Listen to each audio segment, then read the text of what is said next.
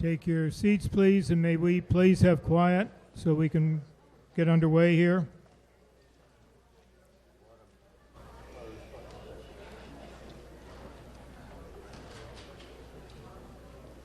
It's not quite quiet enough. Thank you. I call to order the fifth session of the Fall Town Meeting. We start with a reconsideration of the referral motion that was passed under Article 9. Mr. Moderator, I rise to a point of order. Mr. Burstein. Thank you. Michael Burstein, Town Meeting Member, Precinct 12. I would submit to you, Mr. Moderator, that... Michael Burstein, Town Meeting Member, Precinct 12, rising to a point of order. I would submit to you, Mr. Moderator, that according to the rules in the Town Meeting Handbook and Town Meeting Time, a motion to reconsider Article 9 would not be valid at this time. That point has certainly been made, Mr. Burstein, and I will explain my position. Okay, this move to reconsider arose during the debate on Article 9, and shortly before we started the voting, a town meeting member at a microphone asked town council if it would be proper for a petition pursuant to the article before us, Article 9, to be to provide that the proceeds of a real estate transfer tax could be used for purposes other than affordable housing. The town council responded, "I believe so," unquote. And I and the rest of you took town council at her word, as we always do, and proceeded to a vote based on the assumption, I believe, that it's certainly in the minds of some town meeting members, that it would be open to and permissible for the selectmen to frame a petition to the general court under the article that provided that the proceeds of the real estate transfer tax could be utilized for more than for other purposes than affordable housing. The motion to refer was defeated by 3 or 4 votes, and we then approved the main motion under under Article 9, which was the resolution and that you're all familiar with. Excuse me, I had a different recollection Ms. of Brown, what council would you said. please be seated until I'm finished with my Even if you're in error? explanation. Ms. Brown, please be seated. She said within the scope. She said within the scope.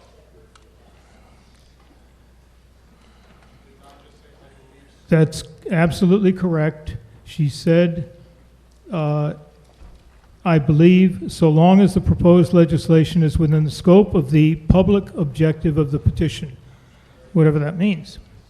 But I think the operative words for people that I have discussed this with were, I believe so.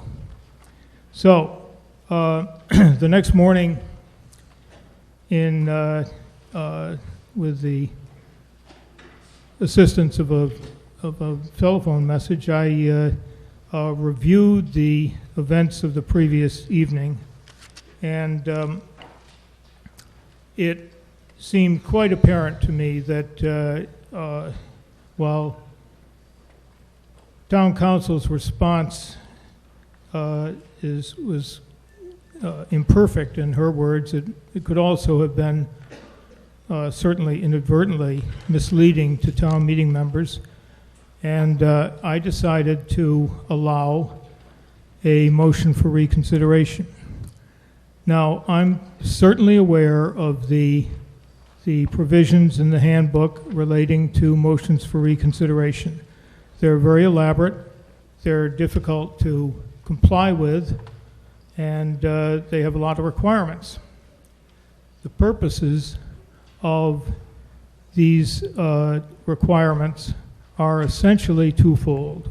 The first and major purpose is to avoid frivolous reconsideration motions and gaming the system with reconsideration motions, which is a common problem in towns that have less stringent rules about reconsideration.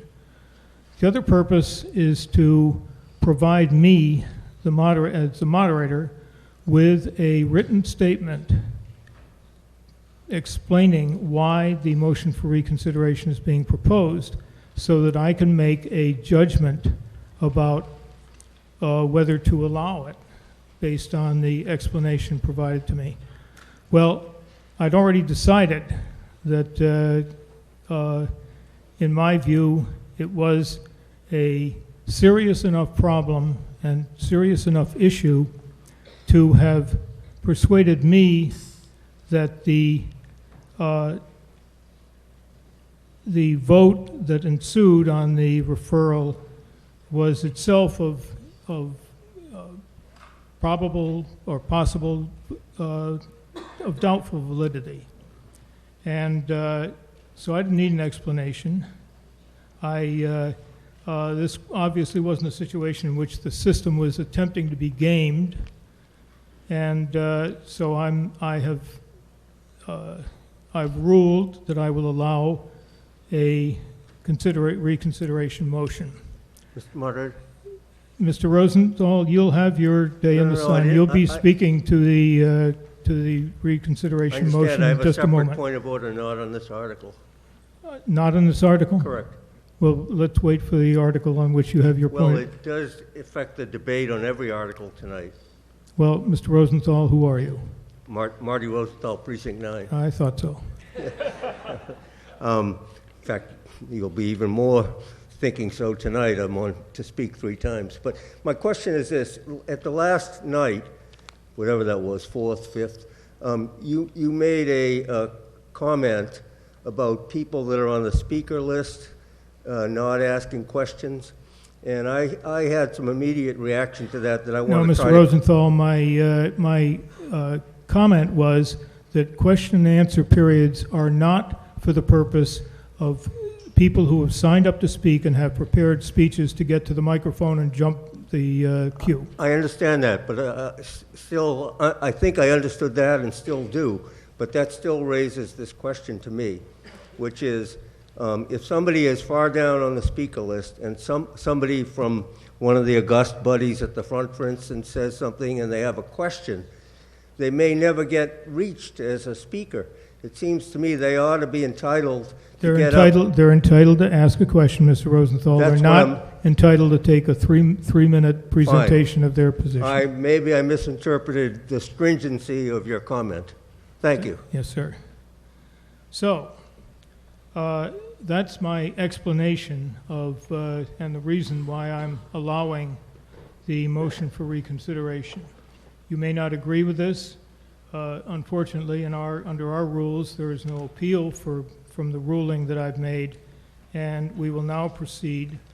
There is a motion by Harry Friedman to reconsider. Is there a second? Second. There is that motion has been seconded. We will now hear a 3-minute presentation in favor of reconsideration, and that will be Ms. Khan, and 3 minutes for Mr. Rosenthal opposing reconsideration. We will then vote, just a minute, Ms. Khan. Yeah. We will then vote on reconsideration. If reconsideration fails, and it requires a majority vote, only a majority vote, then we proceed to the next article. If reconsideration passes, then we proceed to a short debate, relatively short debate, on the referral motion itself. Yes, sir, do you have a point of order? Yeah, it is a point of order, yes, sir. And who are you? I am Nathan Spritz, Precinct 16, Town Meeting Member. I just have a quick question because I'm not as familiar with the rules about reconsideration as you Well, are. your first question is, what is a point of order? Go ahead and ask your question. Okay. So my question is did the second have to come from among those who had voted? No. Okay. Ms. Khan, you have 3 minutes. Thank you very much. Janice Kahn, town meeting member from Precinct 15, speaking in favor of reconsideration of warrant Article 9 because of confusion caused by town council's response to a question which I believe affected the vote. Right before the vote on warrant Article 9, town council was asked whether or not the select board could amend the resolution so that the home rule petition to the state legislature could allow revenues from a real estate transfer tax address uses beyond affordable housing. A review of the tape shows that town council replied as follows, and this is the actual transcription. I believe the way the article is written, so long as affordable housing was included, as long as the public objectives of the article are met, I believe that would be okay, end quote. In a word, her response was yes, and that's what town meeting members who are undecided about referral heard. People voted no on referral and yes on the main motion because they believed that the home rule petition could later be broadened beyond affordable housing. I fell into a second group of town meeting members who abstained from voting on the main motion because they found town council's opinion confusing. Town council has posted a statement to the listserv regretting any confusion her answer may have caused and supporting the moderator's decision to allow reconsideration of the earlier vote. On the first vote, the vote to refer, there were 3 abstentions. But on the second vote, the main motion, there were 16 abstentions, a sign that there was indeed some confusion. I was certainly confused and felt I needed more information, so I contacted the Department of Revenue on Friday morning, the day after the vote, and found out that although RETs are not allowed under current law and a special act would be required, a municipality could set up the RET to meet its own needs. However, town council has now clarified that the current language of warrant Article 9 would restrict the select board to crafting a home rule petition for a special act only for affordable housing. Affordable housing in Brookline has other dedicated funding sources. For example, nearly $10 million has been committed or offered to the Affordable Housing Trust from sources such as the Waldo Durgan development and the developer of senior housing at the former Newberry College site. You have 1 minute. But other needs such as increasing open space, think Newberry College, purchasing commercial property, think the property abutting Pierce School that will need for a rebuild of Pierce, and other educational needs have no significant funding source other than a RET. And yesterday, the voters provided the best reason for consideration. The 2015 override for Devo passed 81 to 19. The one in 2018 for the high school passed 73 to 27. Yesterday's override passed 59 to 41 with only 17% turnout. Property owners who represent fewer than half of the population are clearly getting tired of shouldering an increasing tax burden. The RET as proposed will be seen as one more tax that homeowners can't afford, ironically in the name of affordable housing. This important initiative needs further study to give the best possible chance of passage by the voters. That's what counts, not what we do at town meeting. The voters will have to pass this. Brookline's So best and please possibly... conclude. Okay, given the confusion caused by town council's opinion and this new information, I urge you to vote for reconsideration and then referral. Thank you, Mr. Rosenthal.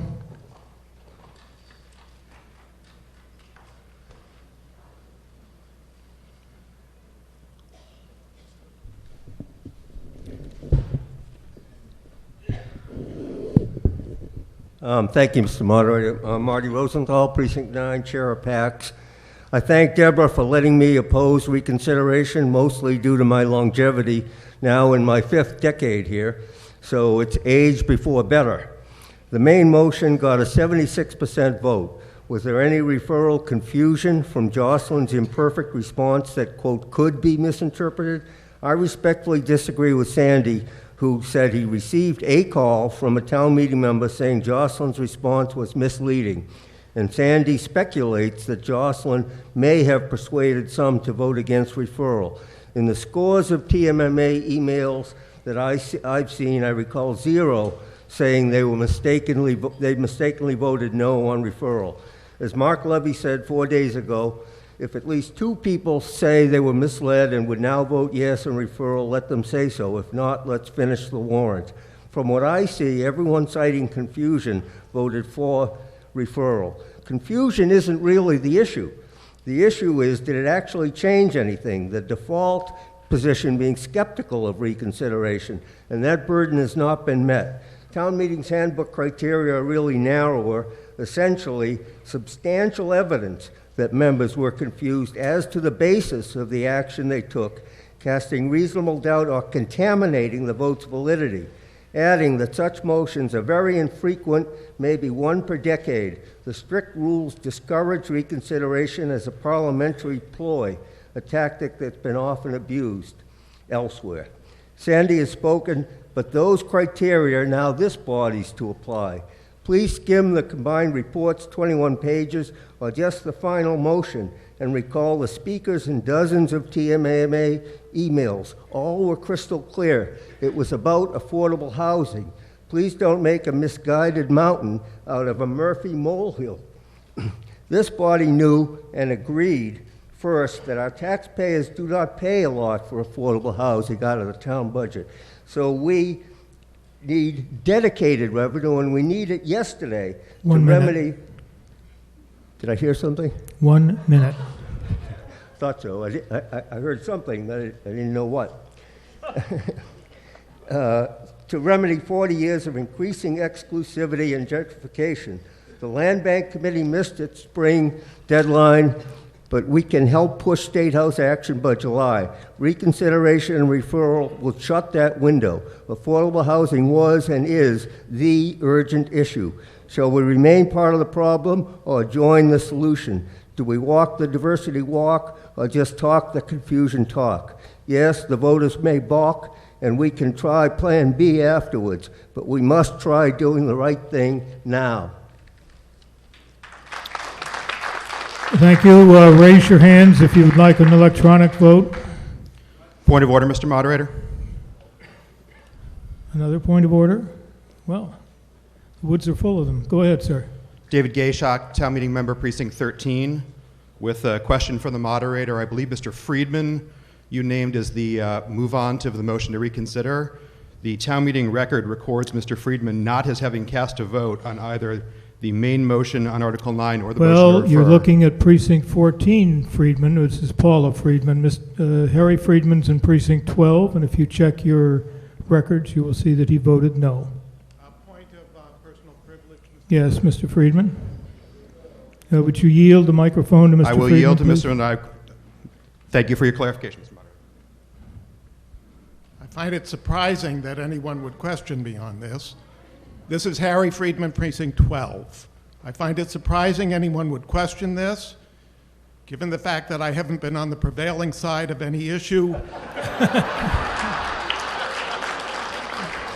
for more than a handful of times in the last 17 years. I think I'm capable of remembering when I am on the prevailing side. Thank you, Mr. Friedman.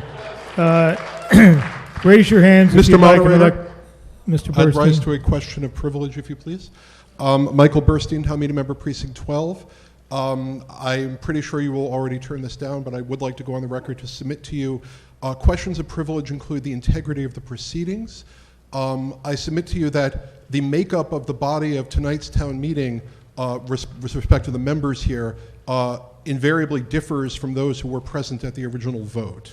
Well, Mr. Burstein, that's one of the problems with reconsideration. And Thank you, sir. I am not going to take it upon myself to disenfranchise anyone who came out to vote this evening, notwithstanding that they weren't here for the prior proceedings. We will have an electronic vote on the motion to reconsider. You are voting on a motion to reconsider. This is Article 9, motion to reconsider. You're voting on a motion to reconsider only. If this motion passes, we will then debate the referral motion that was turned down at last Thursday's session. If it doesn't succeed, we will go to the next article, which is Article 25. So a 1 press 1 if you favor reconsideration, 2 if you're opposed to reconsideration, and 3 if you're abstaining.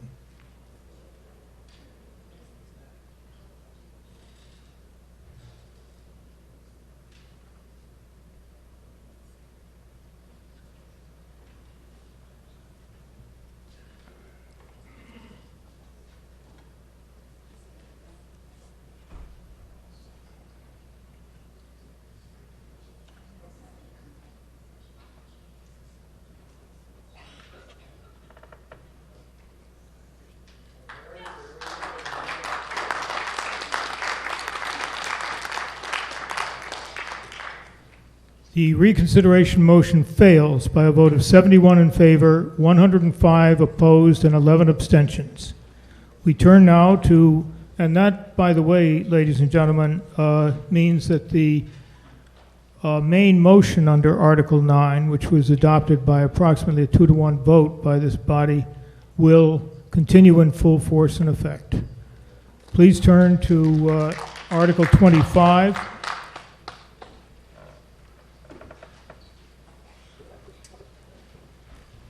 The main motion under Article 25 is on page 25-11 and 12, that the town adopt the following version of a new Article 8.39 of the bylaws, consisting of a ban on the town use of face surveillance. It's moved by Ms. Hummel, seconded by Mr. Ananian. Ms. Hatchett moves an amendment, which you will find on the Lavender Supplement number 3, which would add a section 3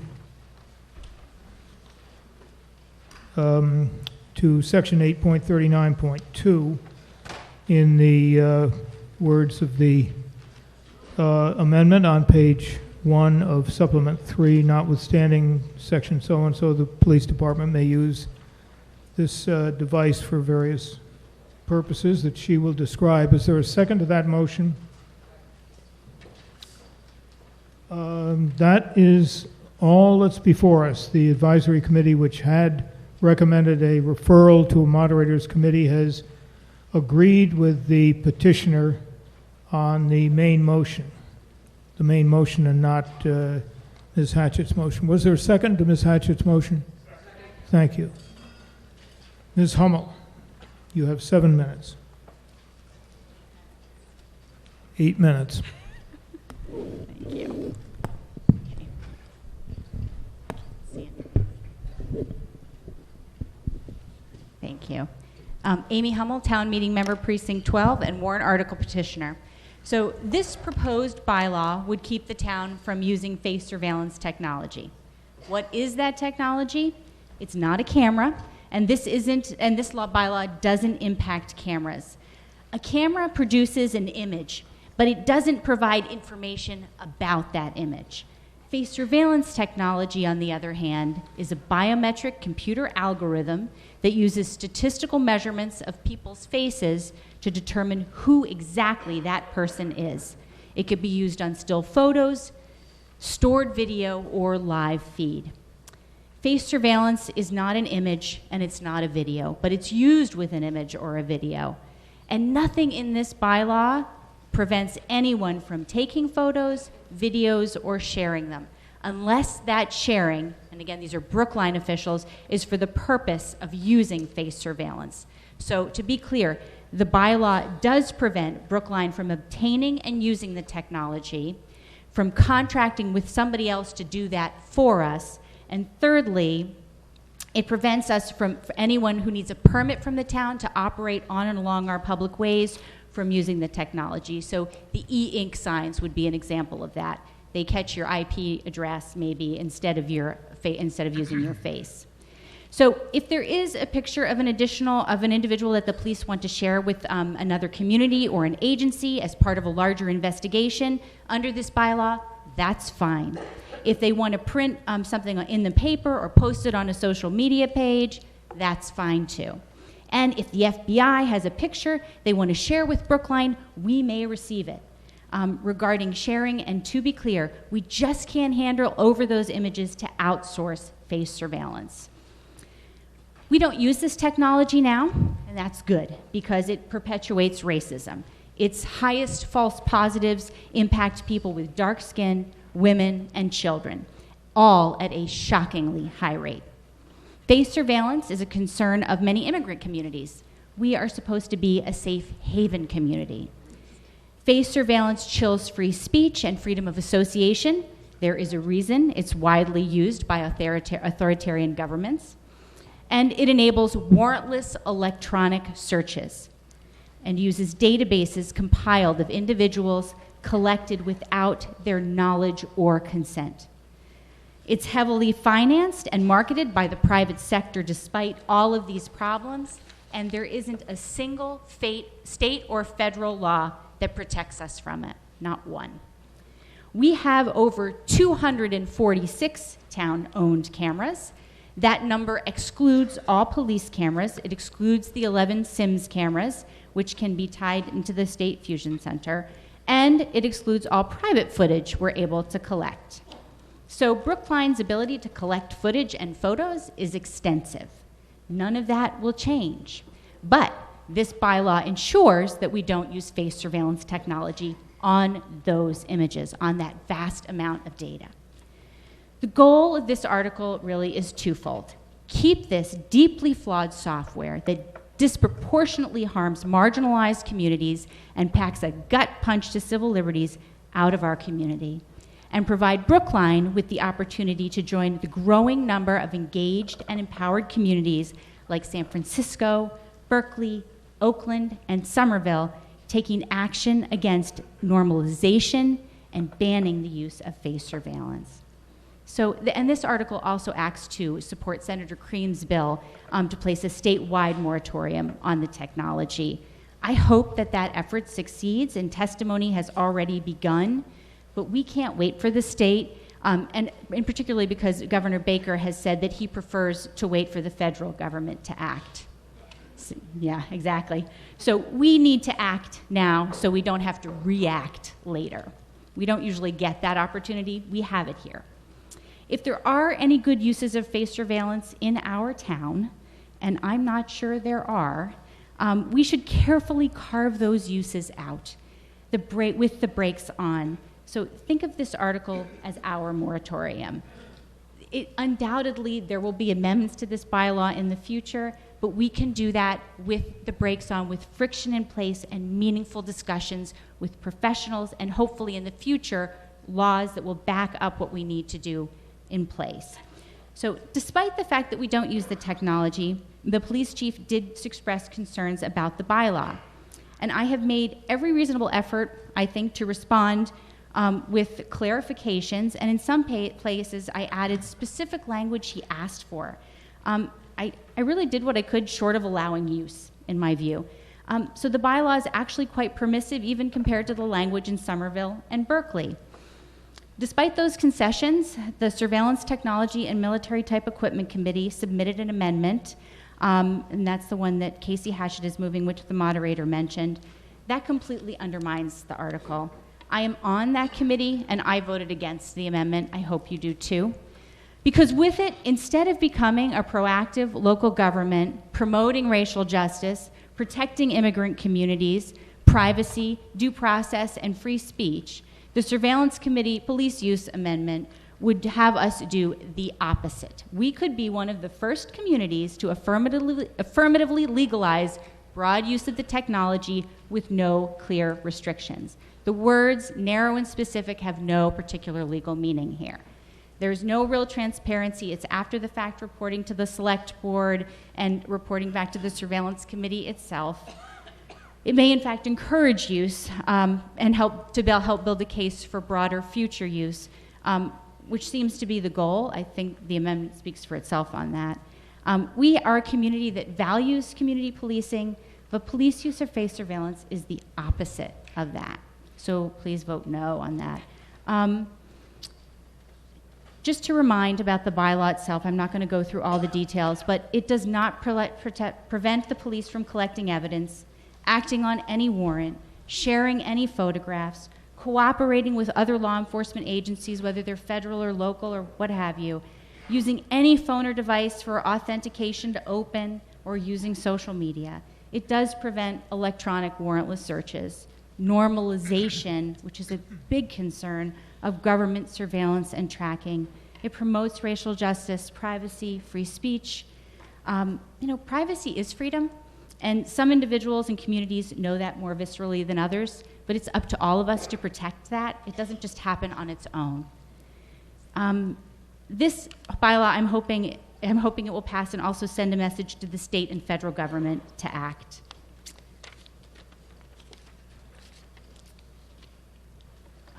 Equally important, and I'm about ready to conclude, but I think the ban ensures that we don't slow walk into the use of face surveillance technology.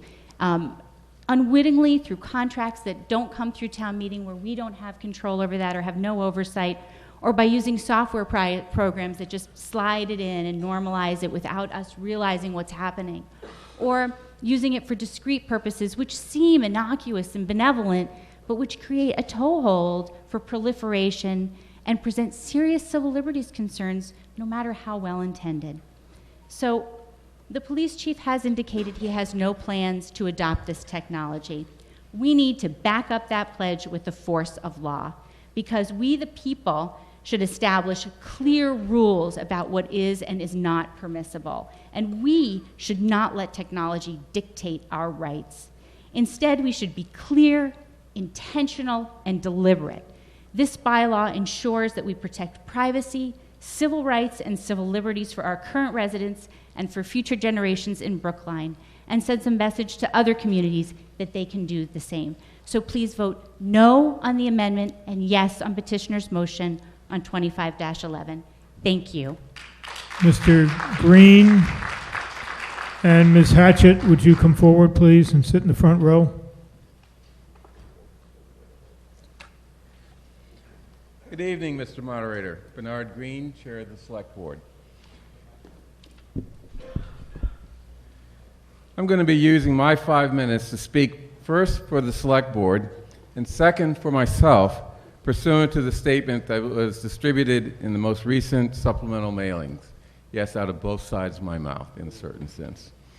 First, speaking for the Select Board, Article 25 would add a new Section 839 to the town's bylaws to ban the use of face surveillance, which is defined in the article as an automated or semi-automated process that assists in identifying an individual or in capturing information about an individual based on the physical characteristics of an individual's face. The Select Board took Article 25 up at midnight on November 5th after a long and arduous meeting. Nonetheless, the Select Board had a good discussion of the issues presented by the article. The board noted that facial recognition technology is undergoing examination in many parts of the world, including the United States, where it is currently being considered and being employed. Some board members felt that the town needs to fully understand the security and privacy risks involved with the use of this technology, and that a regulatory framework needs to be developed to investigate the possibility of using this technology responsibly. Other board members were in favor of an immediate ban on any use of this technology. Those board members questioned the reliability of the technology, particularly the risk of discriminatory results harming dark-skinned individuals and women. The Select Board ultimately decided that until further examined, that a ban on this technology was warranted, and the Select Board voted favorable action on the motion offered by the petitioner on November 5, 2019 by a vote of 5-0. Now, speaking for myself, but as chair of the Surveillance Technology and Military Type Equipment Study Committee, we'll call that the Surveillance Committee. The title of my statement is, whatever town meeting decides, the Surveillance Committee will still do its thing. I take no position for purposes of this discussion on the petitioner's warrant article or the amendment to be presented by Casey Hatchett.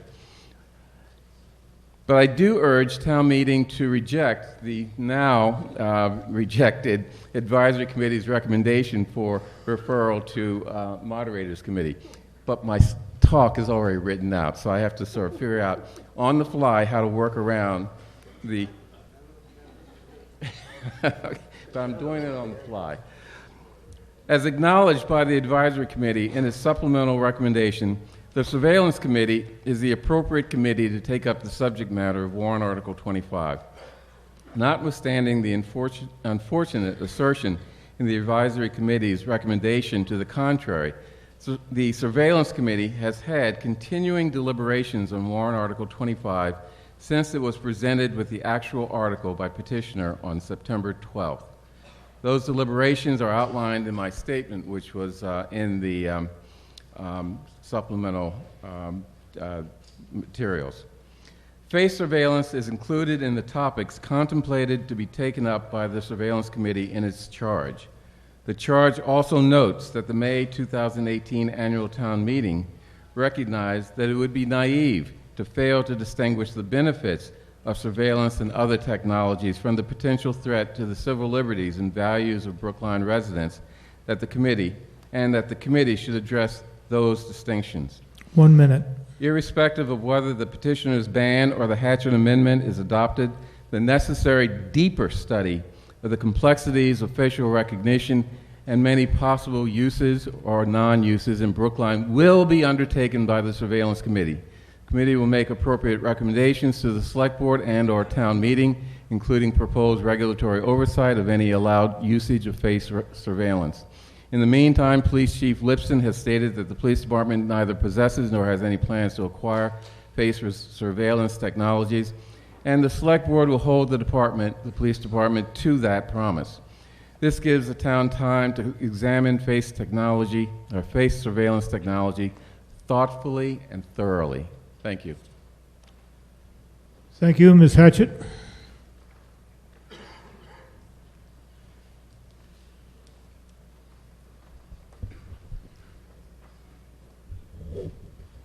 Good evening. Casey Hatchett, Town Meeting Member, Precinct 12. I'm also a Brookline Police Sergeant and a member of the Surveillance Technology and Military Type Equipment Study Committee. I'm speaking tonight on behalf of that committee in a majority vote in favor of my amendment to Warrant Article 25, asking for a limited exemption for law enforcement. Our committee, which was established by unanimous vote by this body, its mission statement instructed us to look at the many challenges and benefits presented by surveillance technology and military type equipment as they relate to the, quote, particular realities of Brookline, not scenarios that unfold in less progressive jurisdictions.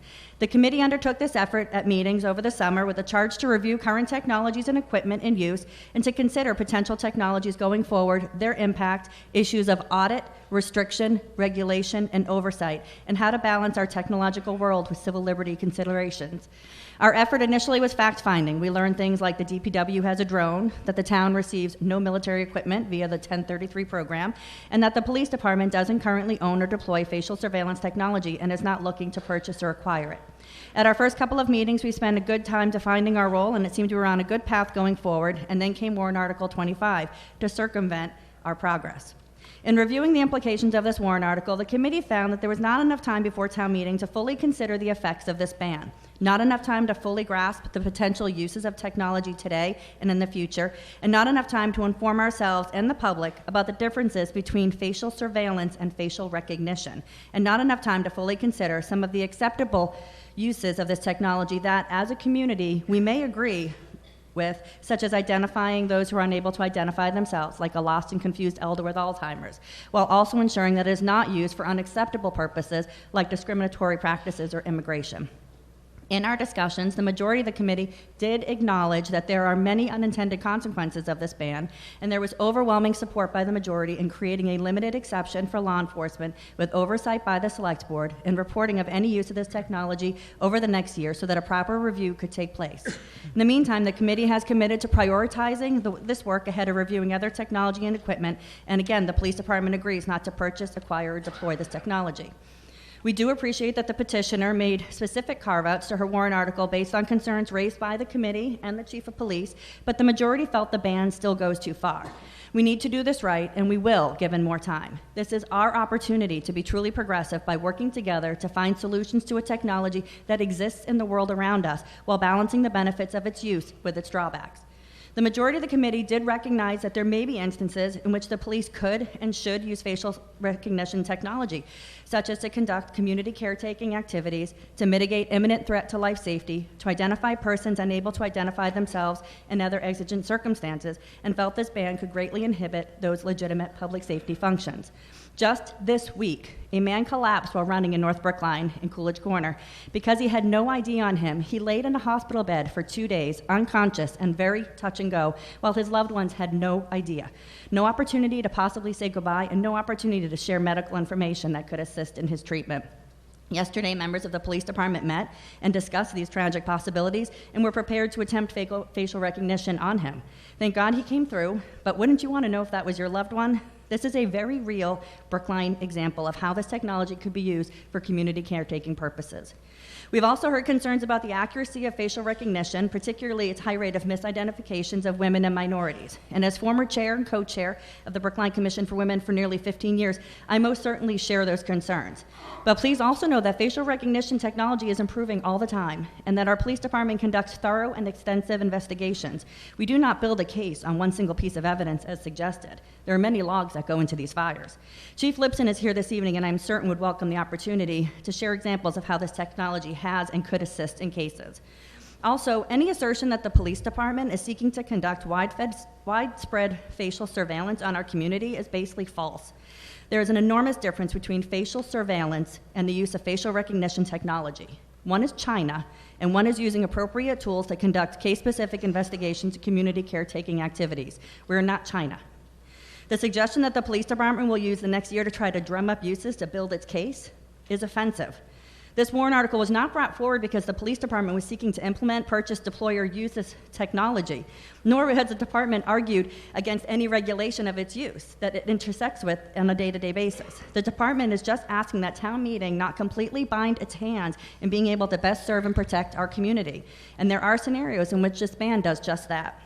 The hyperboles that are being used to scare people into believing that technology and civil liberties cannot coexist with reasonable and thoughtful regulation are irresponsible. And as someone who's dedicated her personal and professional life to protecting rights of our community, the safety and well-being, I have found being repeatedly accused of not caring about civil liberties because I don't agree with this ban insulting. Much like fingerprints and DNA technology, which was introduced, also raised public concerns, facial recognition software can help in identifying offenders who strip innocent people of their civil liberties, their right to live freely, protected in their homes with their property, or for rape victims and their right to bodily integrity, or for the wrongfully accused to be exonerated instead of incarcerated. In fact, arguments used against facial recognition are similar to those that were used against DNA when it was first being introduced. And look, now DNA is a fundamental part of the Innocence Project, which is lauded by defense attorneys and civil libertarians. Our committee has much work left to do to consider the impact, the benefits, and the pitfalls of this type of technology, and we do feel we owe it to our community to have a full and thorough discussion on how this ban could affect the ability of law enforcement to investigate crimes, protect victims, exonerate the innocent, and prosecute criminals, and what oversight would be required to ensure that civil liberties and public safety concerns are in balance. We are asking by a vote of 4 in favor, 1 opposed, and 1 abstention that you allow us to continue the work by voting in favor of this amendment. Thank you. Thank you. Mr. Ananian?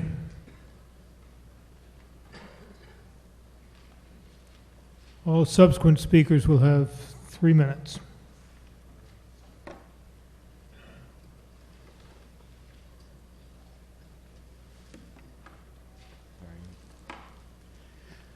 Hello, Scott Ananian, Town Meeting Member, Precinct 10. I'm going to attempt to be brief because the speakers behind me, including the ACLU, are going to be much more eloquent than I could be.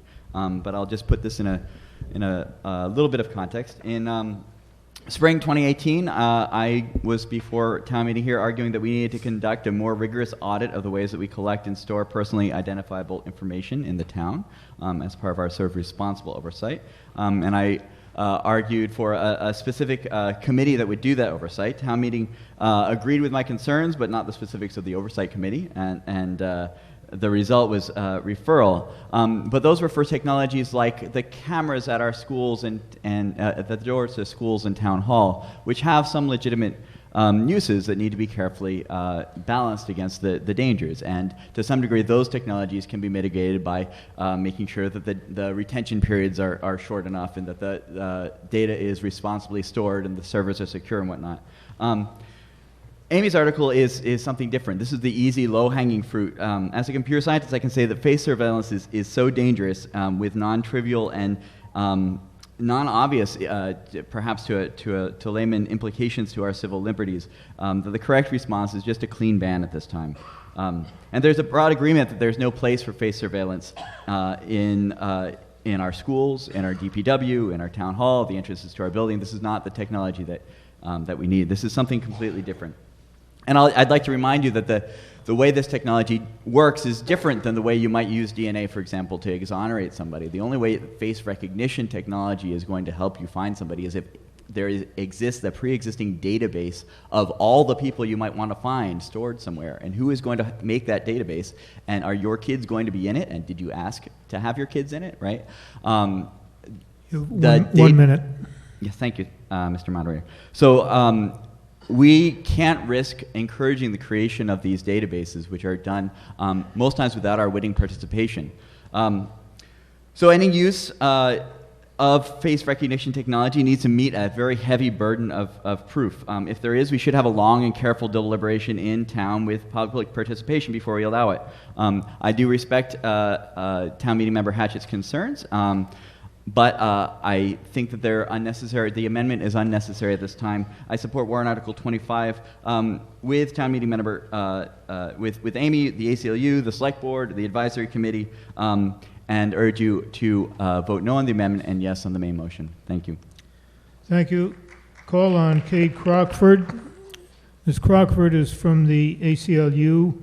She is not a town resident. And if there are 15 town meeting members who object to her speaking, you can stand and be counted. Mr. Burstein? Go ahead. You're on. Good evening. First, I want to say I'm so impressed by this process, and I cannot believe you all have been doing this for 5 nights, so thank you for being here. My name is Kate Crockford. We can't either, believe me.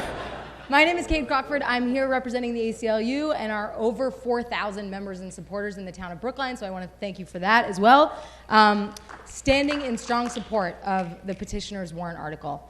Face surveillance poses unprecedented and profound threats to our privacy, our freedom of speech, racial justice, immigrant rights, freedom of association, freedom of the press, freedom of religion. Now, the police chief in Brookline has confirmed that he does not possess this technology currently. The warrant article aims to solidify the status quo in the law to ensure that the town does not in the future adopt this dangerous and flawed technology. Face surveillance is dangerous when it works and when it doesn't. Studies, as Amy mentioned, have shown that the technology can misidentify, misclassify specifically black women up to 1 in 3 times, whereas it works almost 99% of the time for white men. So there are real racial and gender bias issues with even technologies sold by the most prominent companies, Amazon, Microsoft, Google, Face++, etc. And also, as Amy said, the technology is entirely unregulated, both at the state and the federal levels. Rep. Tommy Vitolo, who's in the House, I believe, who's a town meeting member, is a co-sponsor of Senator Cindy Cream, who's also your state senator's bill before the State House, which we at the ACLU support, which would place a moratorium on the use of this technology throughout the entire state of Massachusetts by government actors. That moratorium would be lifted when the state passes comprehensive regulations. So as Amy said, this is essentially a stopgap measure.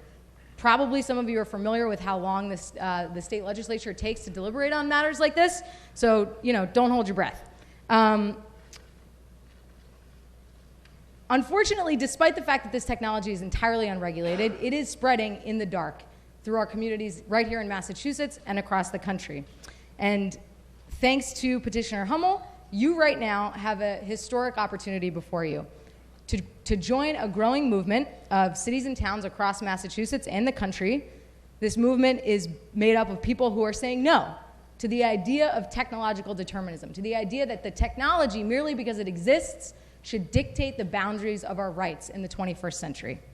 A vote in favor of warrant Article 25 is a vote that ensures your children and grandchildren can derive meaningful benefit from digital technologies without sacrificing their democratic rights. So a vote for the petitioner's motion is really a vote for democracy in the digital age. It is a vote that says we should be in control, we the people. And frankly, I can't find a more democratic institution than Brookline Town Meeting.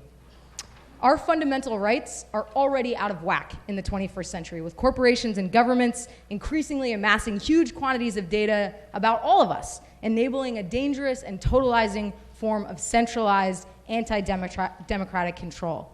But face surveillance is uniquely dangerous because unlike your cell phone, you cannot leave your face at home to attend a political meeting, to visit a friend, or to seek medical treatment you would prefer to keep private. Our bodies are truly the final frontier, and that's why the ACLU is committed to protecting our bodily privacy and dignity. Now, we cannot leave it to either Jeff Bezos of Amazon or, frankly, police departments to determine, again, what our rights will look like in the 21st century. That is up to us. That is up to you right now in this room. So I'm asking that you please join communities from Somerville to San Francisco to send a very clear message, both here in the town, to your fellow citizens, to the state legislature, to the federal government, and frankly to the world, that this type of surveillance is fundamentally counter to what it means to live in a free and open and democratic society and to be a free people. So please vote no on the amendment and yes on the warrant article. Thank you. Thank you. Mr. Sandman.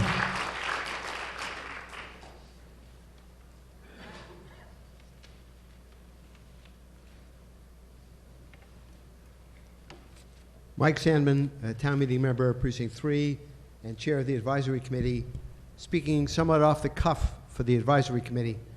Why off the cuff? Because this evening the Advisory Committee reversed its previous recommendation for referral to a Moderators Committee.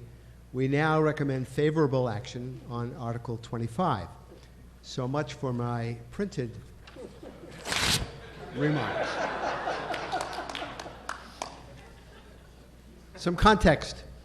Facial recognition technology uses software to analyze the patterns of a person's face and to develop a template of the face. The template can then be compared with other images in a database to see if they match. You or I might use facial recognition technology to locate all the photos of a family member, specific family member, in our digital photo albums, or enable its use in place of a password on a cell phone. The Registry of Motor Vehicles uses it when someone applies for a replacement license by comparing their photo with the photo from the original application to verify their identity. One of the major cruise lines uses it to speed up reboarding when a ship is about to depart from a port of call. For police departments, facial recognition technology provides access to digital databases of basically mugshots, except they're mugshots of millions of people. Their database is built by both government agencies like the Registry of Motor Vehicles and by technology companies. Unlike the mugshot book you see on Law and Order reruns, the databases include the faces of millions of people who've never been booked. Those images come from public sources like Facebook and Instagram. The police use digital mugshot books for criminal investigations, but also in non-criminal matters, for example, to identify a wandering Alzheimer's patient or an accident victim. Facial recognition technology is imperfect. There are false positives, as there are when there are humans who pick out mugshots, except maybe when they do it on Law and Order. Sorry?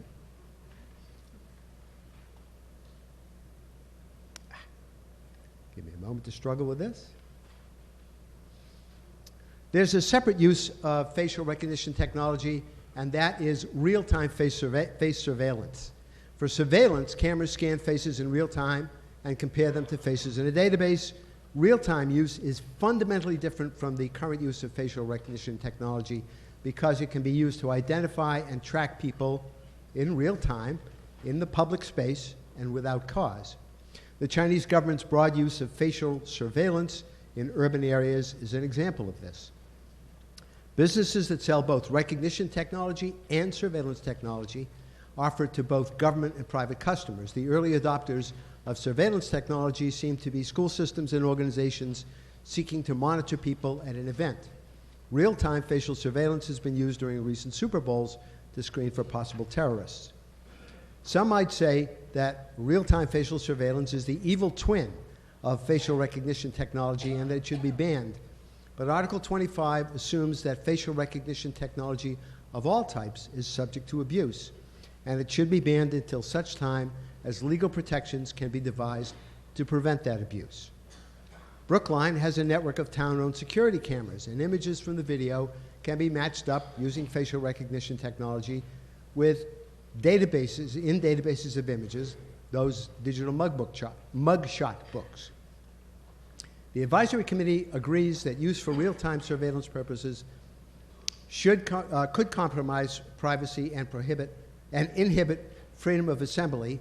Brookline has no plans to acquire the technology for itself, but the police do access facial recognition databases. Thus, a majority voted 15 to 7 to 2 this evening for favorable action on Article 25. But I'm not quite done. If the article is approved... I hope you're very 30 close. seconds. Yep, taking away here. If the article is approved, use of facial recognition technology that are readily available to members of the public could not be used to investigate crimes, and Chief Lipson expressed that concern about that. The petitioner modified the article in order to respond to those concerns, although we understand those modifications do not completely alleviate his concerns. The amendment to Article 25 that's been moved by town meeting member Hatchett and endorsed by the Surveillance Committee would give the Select Board authority to authorize specific uses of facial recognition technology. In effect, it would reverse the intent of Article 25. The Advisory Committee voted 24 to 4 to 0 to recommend no action on the Hatchett Amendment. Thank you, Mr. Richmond. And Mr. Milner Braggie, please come forward.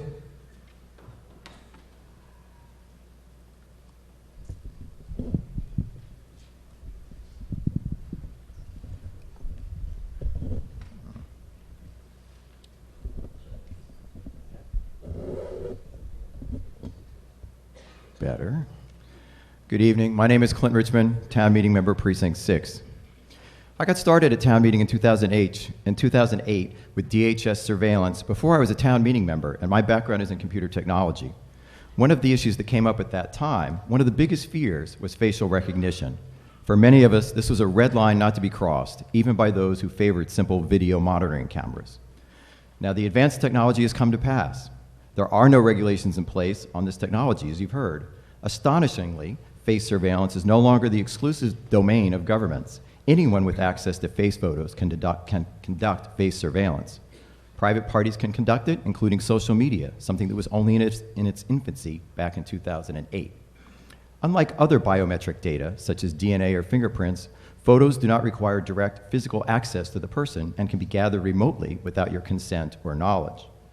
While Article 25 does not regulate private surveillance, it disallows outsourcing surveillance to private parties.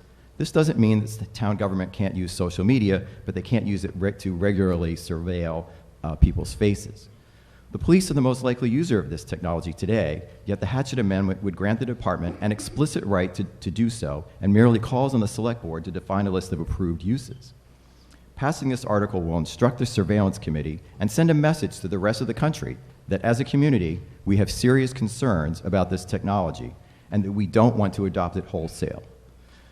We would be providing support for state bills that were mentioned previously to put a moratorium on this technology. With all these new technologies, our privacy is being compromised. Warrant Article 25 allows us to preserve an important part of our privacy, personal biometric face data. And more importantly, it allows us to set the terms of any future introduction of this technology. It's shocking how government records are being twisted against us. When I got my computer-generated New York driver's license back in high school, it didn't even have a photo. 1 minute. We can't request a Massachusetts ID without one. The price of getting a driver's license or passport or any government ID should not be having our faces put in a database for unlimited surveillance. The government didn't tell you that they could use this for face surveillance, although there's a bill for that too. My driver's license and LinkedIn photo is not a mugshot. In conclusion, I cannot urge you strongly enough to vote no on the Hatchet Amendment and yes on the petitioner's motion on this article. Thank you.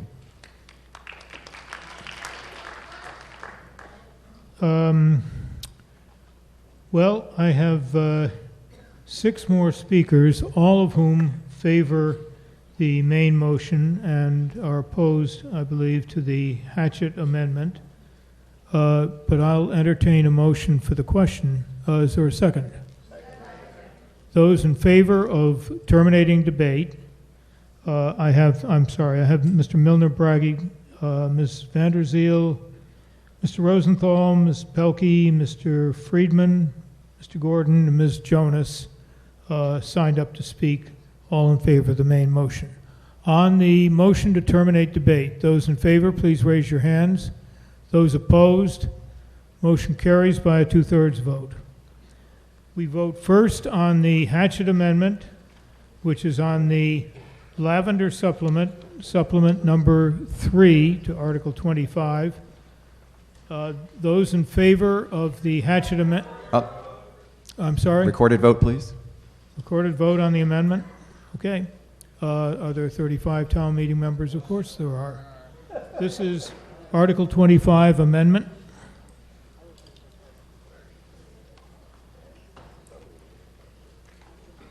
If you favor the Hatchet Amendment, press 1. If you oppose it, press 2. If you're abstaining, press 3.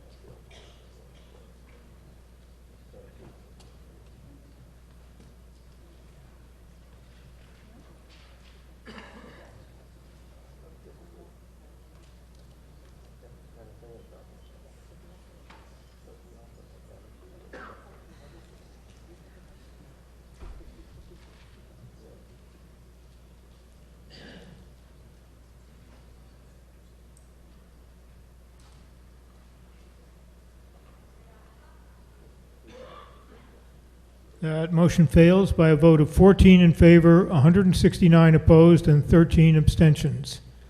On the main motion of Ms. Hummel on pages 25-11 and 12,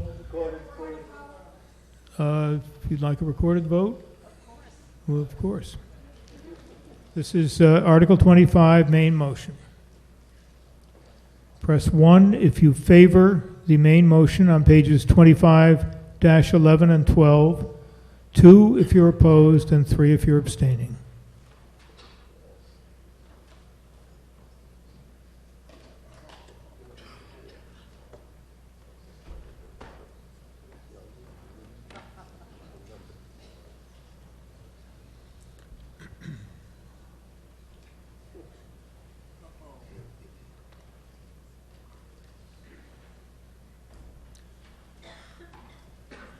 And while we're running this horse race, I will announce that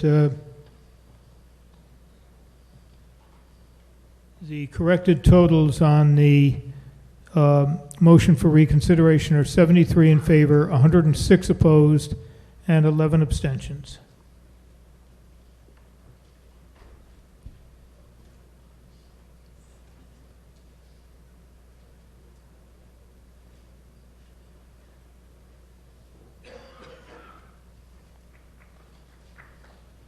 Motion carries by a vote of 179 in favor, 8 opposed, and 12 abstentions.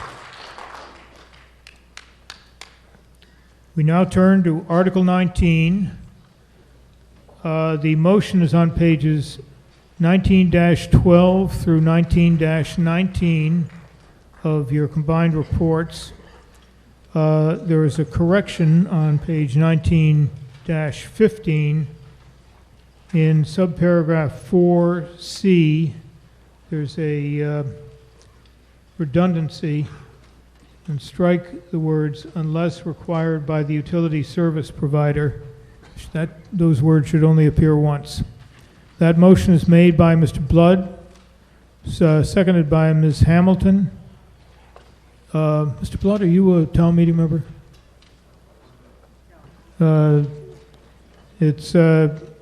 Motion is made by Mr. Green and seconded by Ms. Hamilton. Mr. Blood.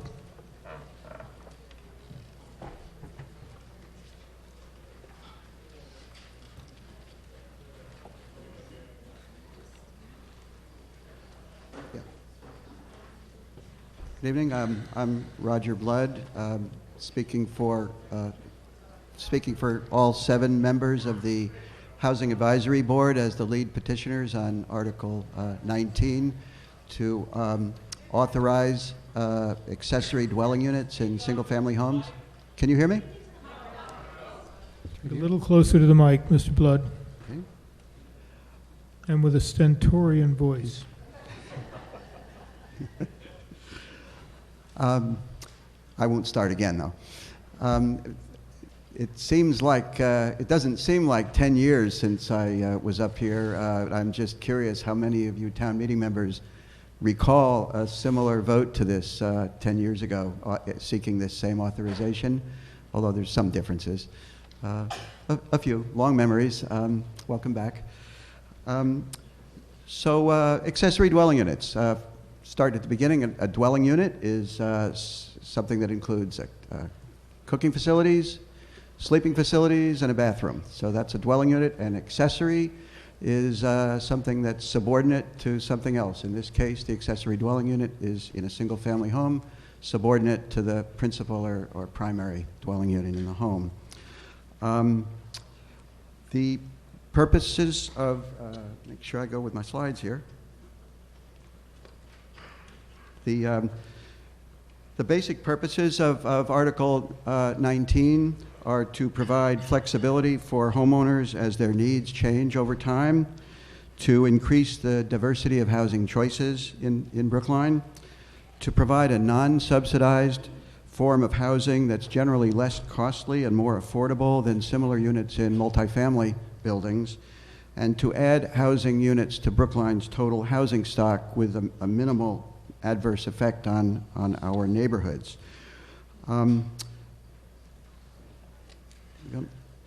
So accessory dwelling units can address many life cycle housing needs and choices, especially for senior homeowners who wish to age in place.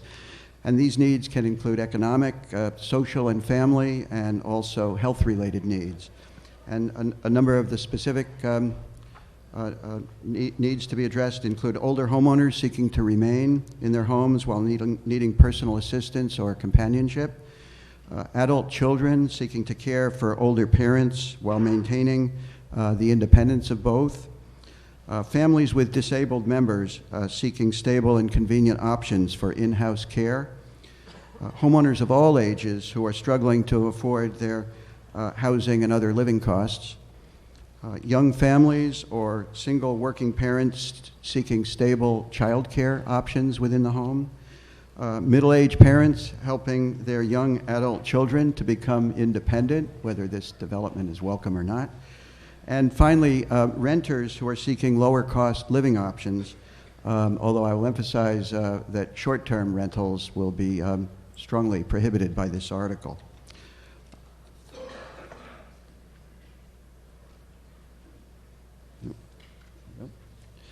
So accessory dwelling units have very broad and growing support both here in Massachusetts and nationwide. First of all, this type of housing, an adoption of it is number 2 on a short list of the Boston Foundation's housing best practices in their latest Greater Boston Housing Report Card report. At this point, this is a big change from 10 years ago. Over 100 Massachusetts municipalities, including over 2/3 of Greater Boston's communities, have some form of accessory dwelling unit authorizations in their bylaws or ordinances, although they vary greatly in their specific provisions. ADUs are singled out for favorable recommendation in the governor's housing choice bill that we hope passes one of these days soon. These are promoted by AARP. And finally, here in Brookline, ADUs are recommended specifically in the town's housing production plan, which is the town's operative housing policy and planning document. The article has quite a few provisions in it that restrict or limit what form ADUs can take. I'm not going to go through the details on this slide, but I'll mention a couple of important ones. To be subordinate, the unit has to be smaller than the main unit, and that's done in our proposed bylaw and most other bylaws around the state by limiting the habitable space of the ADU. In our proposal, it's 750 square feet by right, and or 30% of the total living unit of the house, whichever is less. There's one very limited exception to this, and that's in the case by special permit only of a family that has a person, household member with long-term illness or disability. They can apply for up to 950 square feet, which is effectively an additional bedroom. There's a requirement for owner occupancy, and that the maximum number of occupants can't exceed that which would apply to a single-family home without one of these units. I mentioned no short-term rentals. The general appearance of the property must continue to have that of a single-family home. And all of the existing bylaws, setbacks, and FAR and height limits would apply actually quite strictly. Finally, there's several other key provisions I'll just touch on, and then if there's questions, we can cover more. There was a lot of attention and effort put in this bylaw to make sure that it's to provide and serve the needs of homeowners and those who are living here, and not the needs and financial incentives of developers. And the main tool that we've used is what I'm calling a 5-year look back. And that applies to both the property where work done leading to any certificates of occupancy cannot be done during the previous 5 years from when an ADU is sought, and likewise the owner occupant of the property has to have lived in it for at least 5 years. There can't be any condo conversion. This is a single property only. There will be no additional parking required. There's a recertification of compliance every year, and a requirement for the registry of the recording at the Registry of Deeds of the approved unit.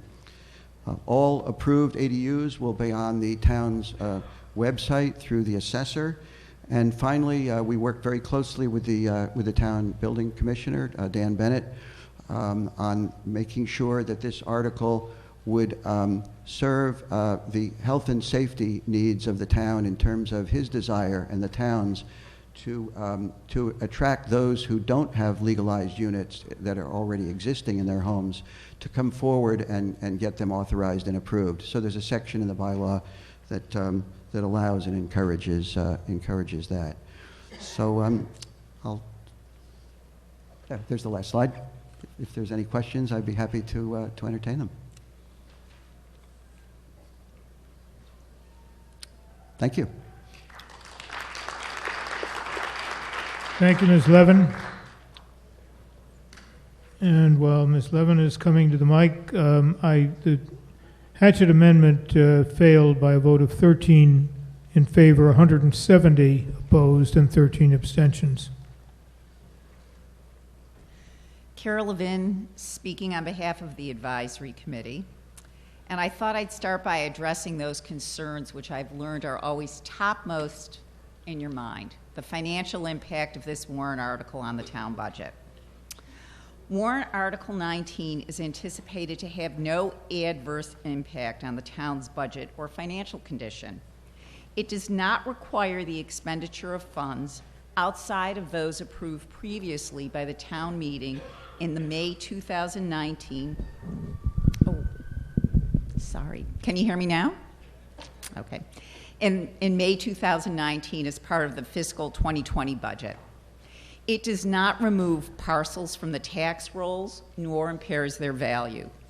It does not, in fact, have the potential for slightly enhancing the value of parcels which construct ADUs. Warrant Article 19 is unanimously supported by the Advisory Committee. It provides a legal pathway for the introduction of ADUs into the town's housing stock and will address some important needs within our community. ADUs provide flexibility for families as their housing requirements and financial resources change. You've heard from Roger Blood the many benefits of ADUs, and I will not repeat them. Of major concern to the Advisory Committee was ensuring that the ADU program does not become a backdoor to constructing multifamily units in an area zoned single family. We are satisfied on this point. An applicant must provide evidence of occupancy for a minimum of 5 years, and to further impede the ability to subdivide the ADU into a separate unit, the prohibition against separate utility meters was broadened to include a prohibition against utility submeters. We are also satisfied the requirement of a 6-month minimum lease for both the ADU and the primary residence will be a disincentive to construct an ADU for use as an Airbnb-type rental. You have 1 minute. Finally, the petitioner convinced the AC of the importance of creating a mechanism to legalize currently existing ADUs. This mechanism provides the building commissioner the important ability to inspect existing units for both health, safety, and building code matters. The Advisory Committee, by a vote of 24-0, recommends favorable action on Warrant Article 19. Ms. Hamilton?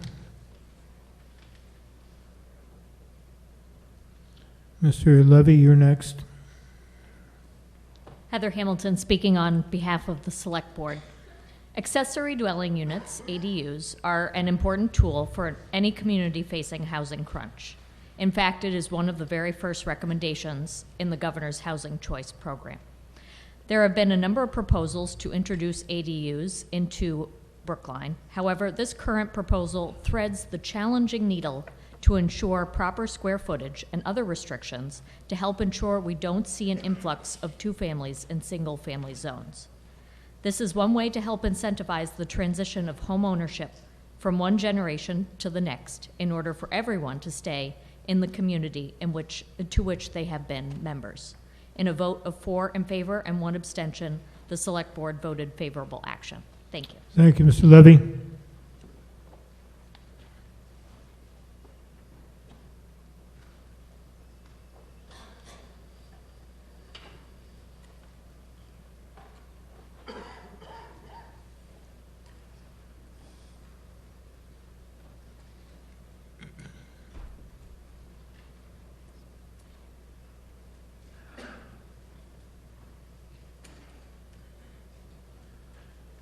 Good evening. My name is Mark Levy, and I'm a town meeting member from Precinct 7. And I'm just have a couple of comments to make.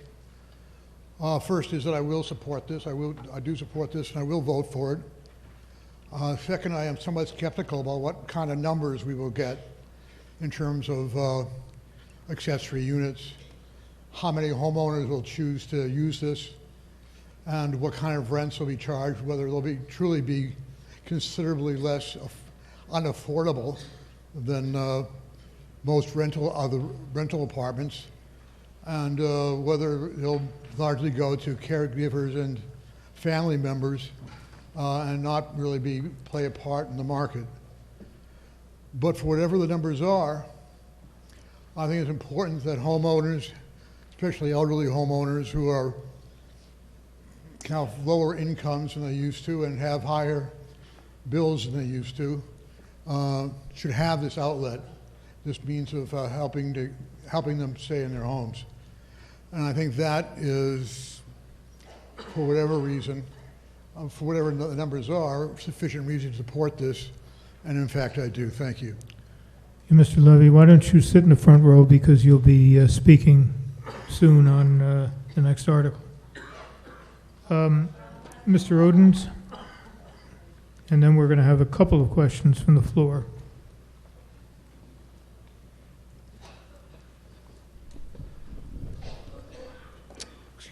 Matt Oden speaking on behalf of the Planning Board. Throughout the Commonwealth, accessory dwelling units are quickly becoming a favored strategy for increasing a municipality's housing stock. New ADUs are a relatively simple housing unit to create, and many already exist unregistered.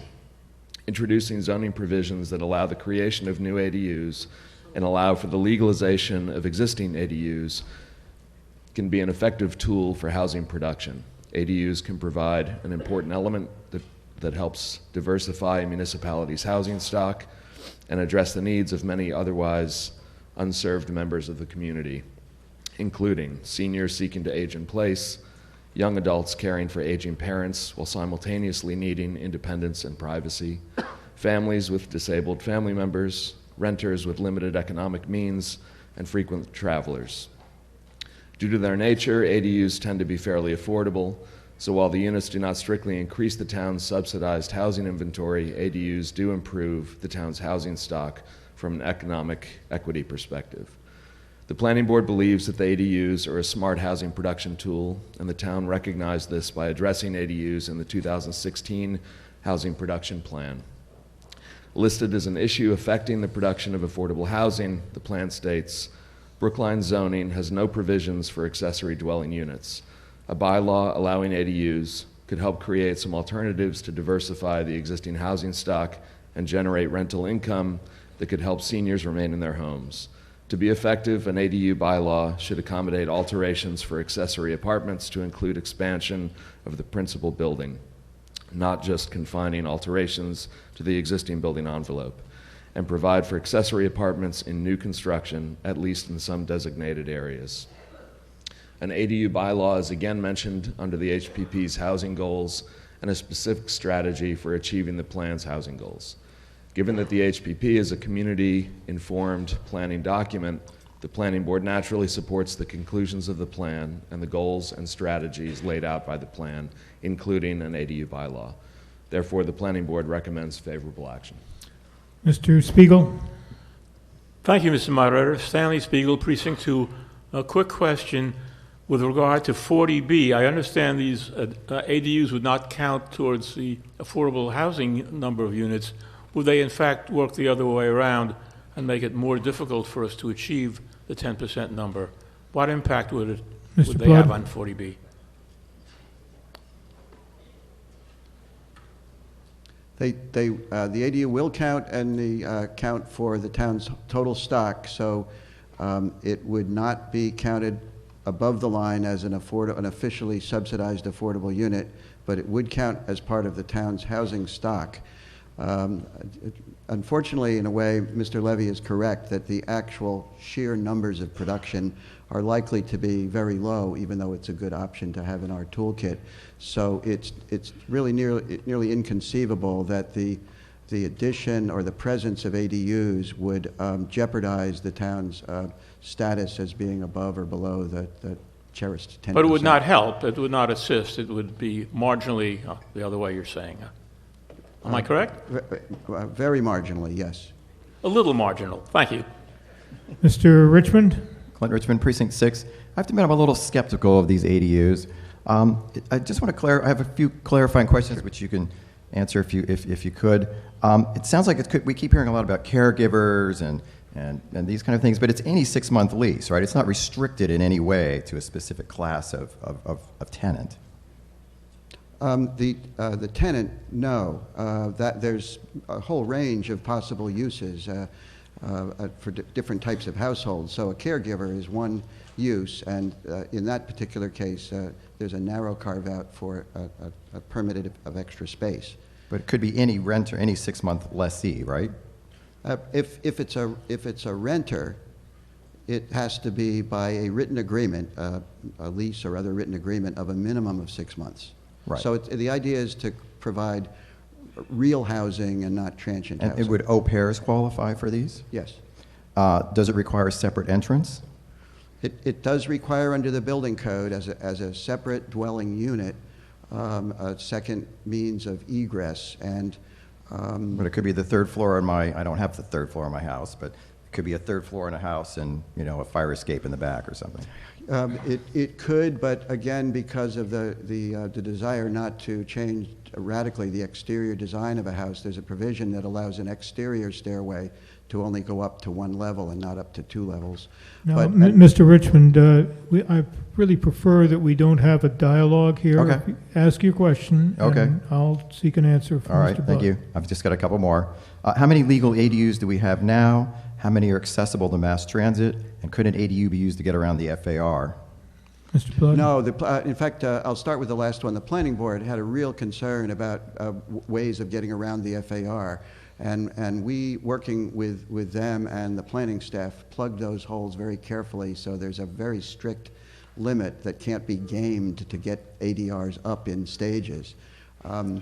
As regards the number within, did you ask for the number of legal ones? Yeah, how many do we have now, and are they There's accessible? there's What kind of neighborhood are they in? Zero. Are they There's accessible? 0 legal ones, and there are an unknown number of illegals, but possibly in the hundreds. And are we expecting the ones that we would see to be accessible to mass transit? Or are we talking, big houses in South Brookline or something? Well, I'll say that the current bylaw, unlike the prior proposal, it applies to all single-family homes, regardless of zoning or lot size. The previous proposal was only for large lot housing. So you could create an ADU in any single-family home. You would only be subject to the setbacks and the heights, and also the percentage of the home, if it's a smaller home, that could be used as an ADU at 30% of the total. Thank you, Mr. Richmond. Yes. Amy Lindenboim, Precinct 5. I just had a quick question. On item number 4 on page 19.3, and kind of repeated throughout, it says exterior, it has some things about exterior appearance, and one of them is about not having more than one street number address. I wanted to clarify whether that would include a unit number. Will they have unit numbers, separate unit numbers? There could be unit numbers, but it's not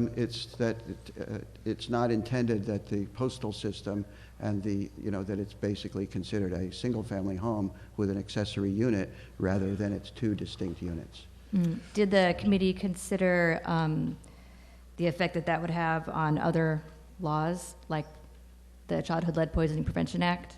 I'm sorry? Like the Childhood Lead Poisoning Prevention Act, if you have two different units, and whether you need to have different addresses, or at least unit numbers.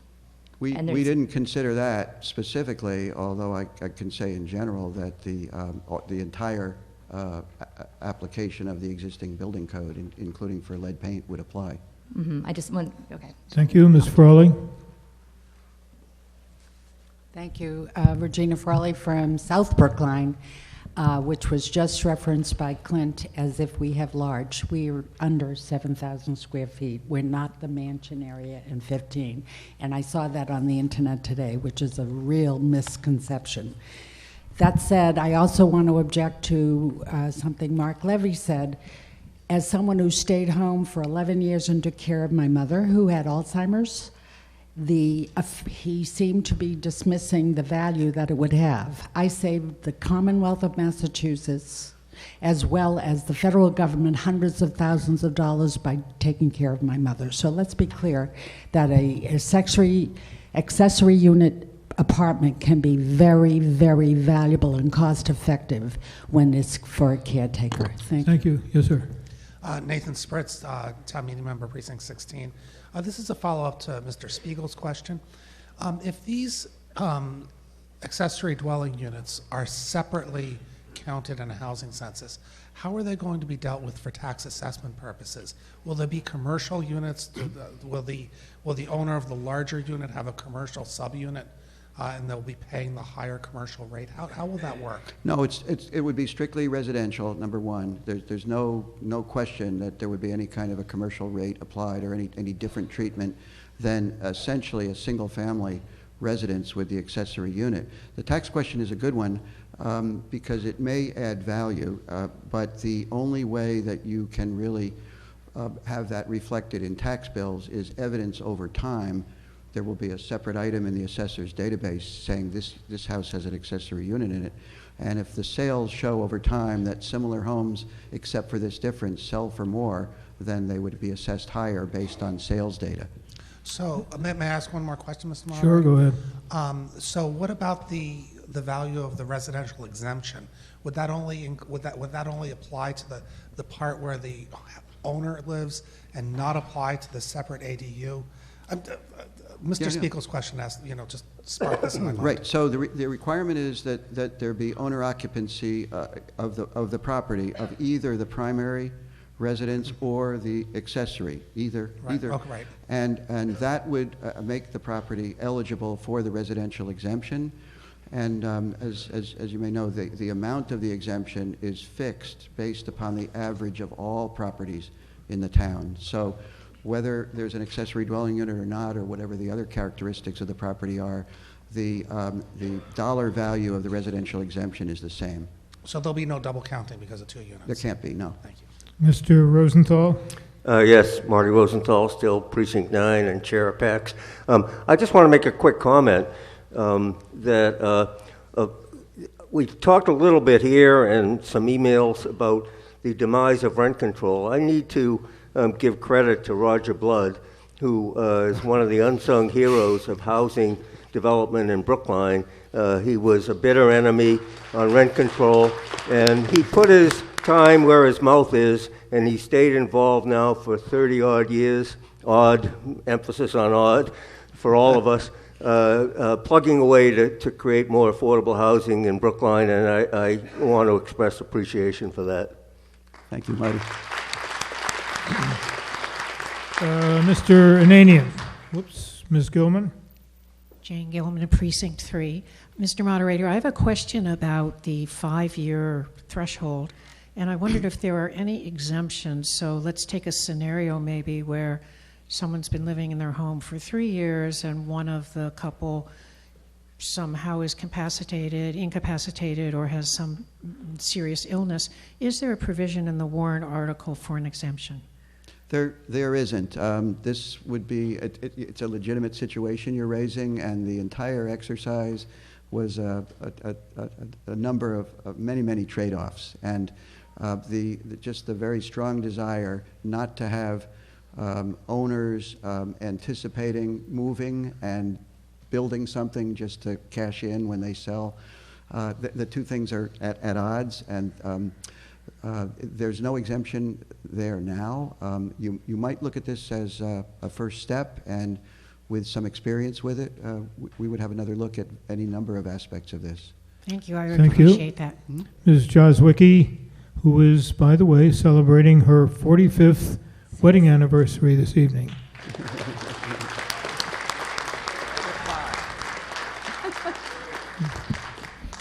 Joyce Jazwicki, Precinct 9. Why are only single-family homes in this article? Why couldn't owner-occupied 2- and 3-family homes also look at these for the same reasons, to be able to age in our homes, have caretakers or whatever? Yeah, it's a good question, and all the same reasons could conceivably apply. If it's a 2-family home, there is already presumably a primary occupant owner and a rental unit providing some income. We actually started out the process having tentatively 2 families, 1 and 2s included, and we started adding up all of the what-ifs, and there was a pretty short list on just the single family, and there got to be kind of a long list of what-ifs that made, for sure, the article a great deal more complicated. And I don't remember all of them, but one of them had to do with the right to condo the unit, and this has a strict prohibition against being able to separate the ownerships. And there's much more inclination with a 2-family that they would eventually, the owner might want that right. Thank you. Yes, ma'am. Paula Friedman, town meeting member of Precinct 14. I want to echo Marty Rosenthal's comment. Mr. Blood, you have tenacity and persistence, and for all the right reasons, so thank you. My question is, I too, it's almost like a perfect segue to your comment about the what ifs. I came here to ask about what ifs because I always try to think of unintended consequences or what ifs or contingencies. My thinking is about, for a minimum of a 6-month lease, and clearly it can be greater than that, it could invite families with children that could impact our schools. And I just wonder what information you have about that kind of thing. Will we be getting more kids for our schools? Well, there's no evidence of that, and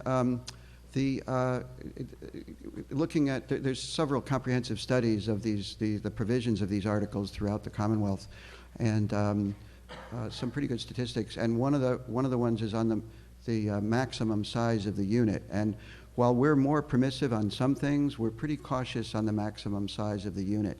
And 750 square feet is approximately a decent sized 1-bedroom apartment. So to the extent that multiple bedroom units, which is not the intent of the article, would encourage more even crowding of units for the sake of getting into the Brookline schools, I don't think this article is going to create that kind of a concern. Thank you.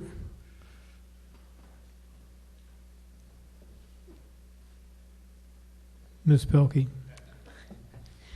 Thank you. Linda Olson-Pelkey, Precinct 2. I wonder, Roger, did the HAB look at the potential number of units that could be created under this? Or done any kind of scenario planning with, like, if 10% of our single-family homes adopted this, how many units are we talking about? How many single-family homes do we have? First question. And then any thoughts you might have on how quickly this might be adopted? Well, there are how quickly it might be adopted in terms of... In terms of just the rollout of, like, how many... I know you're not anticipating there being a lot, but I just wonder if you gave any thought to, the first year, how many might come forward. So it's difficult to predict. There's fewer than 5,000 single-family homes in Brookline out of 26,000 total housing units. So you're right, if any significant percentage of those total were to convert or use this bylaw, that would be a significant number. The average production of the other communities that have ADU bylaws is 3 per year. Newton has a very more permissive bylaw, and it's more recently become more permissive, but they have less than 100 total units after many years of experience. Most other communities far less. There actually could be more in the earlier years by getting the illegal ones to come out, and of course that doesn't really add anything, it's just a good thing. And finally, the studies have shown that many people that might want to do this, especially seniors who have been in the home a long time, when they look at the cost of constructing one of these, it often exceeds what they think the cost benefit is, and they choose to move instead. But so this is really to give them an option, even though probably not that many people are going to use it. When they do use it, it's going to be to fulfill a real need, though. Thank you, Mr. Blood. You've performed yeoman duty. Thank you very much. The question's been called. Is there a second? I have Mr. Carroll and Mr. Lepson, both of whom will speak in favor of the main motion. Those in favor of terminating debate, please raise your hands. Those opposed, motion carries by a 2/3 vote. On the motion on page 19-12 through 19, it requires that, was that a call for an electronic? Yes, okay. There are 35 town meeting members who would like an electronic vote. There are. So that it requires a 2/3 vote, by the way, not that may be fairly academic in this case. But so this is Article 19 main motion. Press 1 if you favor it, 2 if you're opposed, and 3 if you abstain.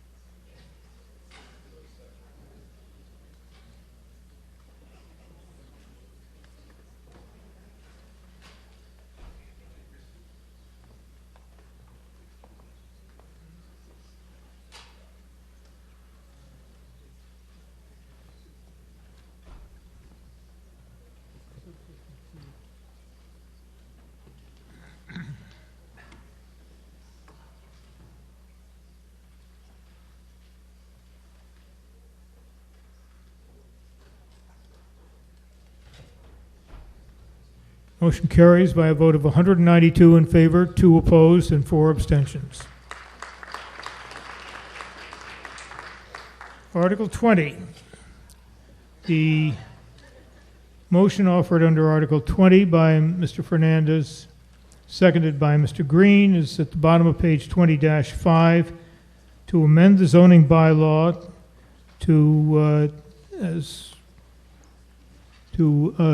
concerning use regulations in a manner that you'll hear from the presenters. Mr. Zucker is the petitioner, and I call him forward.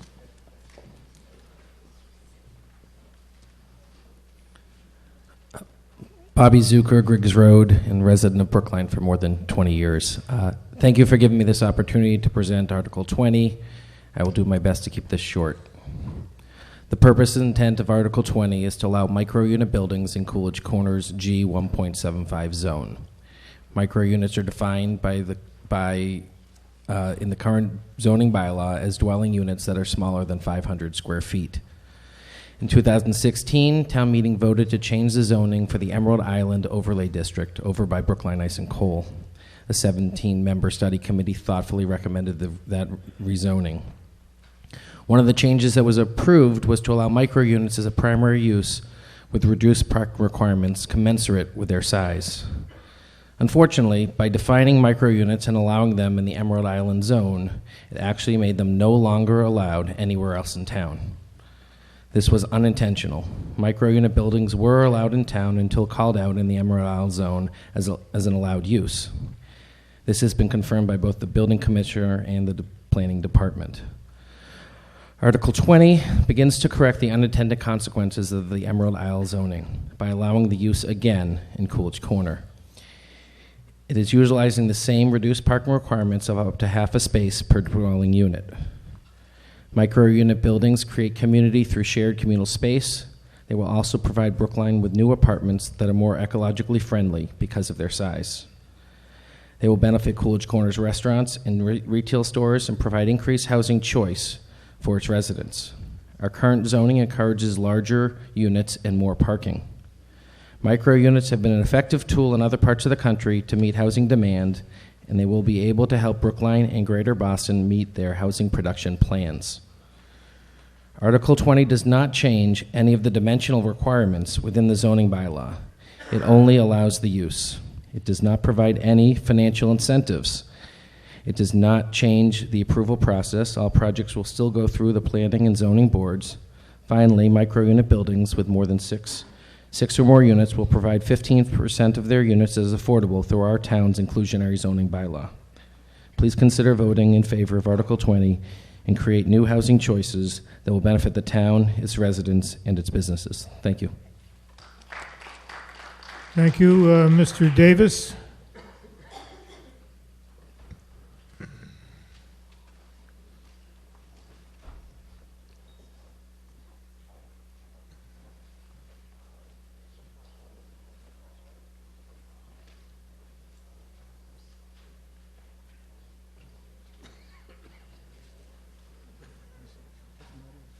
You have 5 minutes. Thank you, Mr. Moderator. I'm Jonathan Davis, town meeting member from Precinct 10. Article 20 would bring into the Coolidge Corner General Business District a part of the zoning bylaw that was invented for the Emerald Island. This incentivized for the Emerald Island entire buildings consisting principally of micro-units. The incentives are that parking is not required, which makes it cheaper for the developer to build and increases the developer's profit, and also that the units may be rented or sold at market rates even though the developer is given a financial incentive. Zoning for the Emerald Island was invented by an official town committee of 17 persons, many of them specialists in fields like urban planning and architecture, that took the better part of a year to do their work. The Emerald Island was a unique and fringe part of Brookline. It consisted of only 7 lots, described by the committee as oddly shaped. It had 0 population, no residents. All uses were commercial. It abuts the Emerald Necklace. It is separated from the nearest residential area by a wide and heavily trafficked major street. The specialized zoning was intended to bring residents and housing to the small, oddly shaped, isolated, and zero population Emerald Island. Article 20 would apply this unique zoning to the Coolidge Corner General Business District. The Coolidge Corner General Business District is heavily populated, abuts other heavily populated districts, is the heart of Brookline's commercial area, and attracts shoppers from all over. Just to give you a flavor, within a 90-second walk from petitioner's property on Webster Street are a 70-unit condo building on Webster Street, a half block away, a 98-unit apartment building behind the petitioner's property, a 3 apartment buildings with 21 units across Beacon Street is a half block long, 4-story apartment building with 52 units. Back across Webster Street will be a new 112-unit hotel. Also across Webster Street is the existing Marriott Courtyard, and adjacent to petitioner's property will be the Sanctuary Retail Marijuana Store, which will draw shoppers from all over the Northeast. These are all in just a sliver of the Coolidge Corner General Business District and within a 90-second walk of petitioner's property. Article 20 is not about affordable housing. The petitioner has said that he would expect a 350-square-foot new construction micro-unit in Coolidge Corner to rent for $2,500 a month. That's $30,000 a year for 350 square feet. If you do the arithmetic, a 500-square-foot micro-unit in Coolidge Corner would rent for about $42,000 a year. When the petitioner talks about diversity, he has said that he means diversity in physical kind of unit, not economic diversity among people. Article 20 is not about ending building in Coolidge Corner. The petitioner has said that if Article 20 doesn't pass, he will still build an apartment building. Article 20 is not about allowing micro-units outside the Emerald Island. Micro-units are generally permitted. What's not permitted outside the Emerald Island are entire buildings consisting principally of market rate micro-units. I don't think we should get wrapped up in the petitioner's proposed building, which is on the edge of the district. Article 20 reaches the entire district. Article 20 opens the possibility of the demolition of existing commercial buildings, the eviction of commercial tenants, and replacement buildings with less commercial space than is required even in the Emerald Island. There has been no thoughtful committee study of what this could mean for Coolidge Corner, what businesses would be at risk, why change the zoning to put any businesses at risk and to reduce commercial space when Brookline desperately needs commercial. I should also mention that Article 20 has little to do with climate action. An economically incentivized market rate micro-unit building, if built outside the Coolidge Corner district but in walking distance to it and in walking distance to the T, would have essentially the same climate action benefits, but without the commercial havoc that Article 20 would create in the district. The Planning Board, in a close decision 3-2, voted in favor of Article 20, but the minority members of the Planning Board were sensitive to the hubris of willy-nilly reshaping the heart of Brookline without careful, expert, and lengthy study. They warned that Article 20 could change the entire character of Coolidge Corner. Why Coolidge Corner General Business District? It's because that's where the petitioner happens to have his property, where he would like to build his economically incentivized market rate micro-unit building. I think this is a terrible way for the town meeting to make zoning policy. It's the complete opposite of the thoughtful, careful, deliberate, expert-informed way that the zoning for the Emerald Island was invented. And the Emerald Island zoning was invented for a unique conditions of the Emerald Island that were the opposite of Coolidge Corner. Please vote no action on Article 20. Thank you. Mr. Fernandez.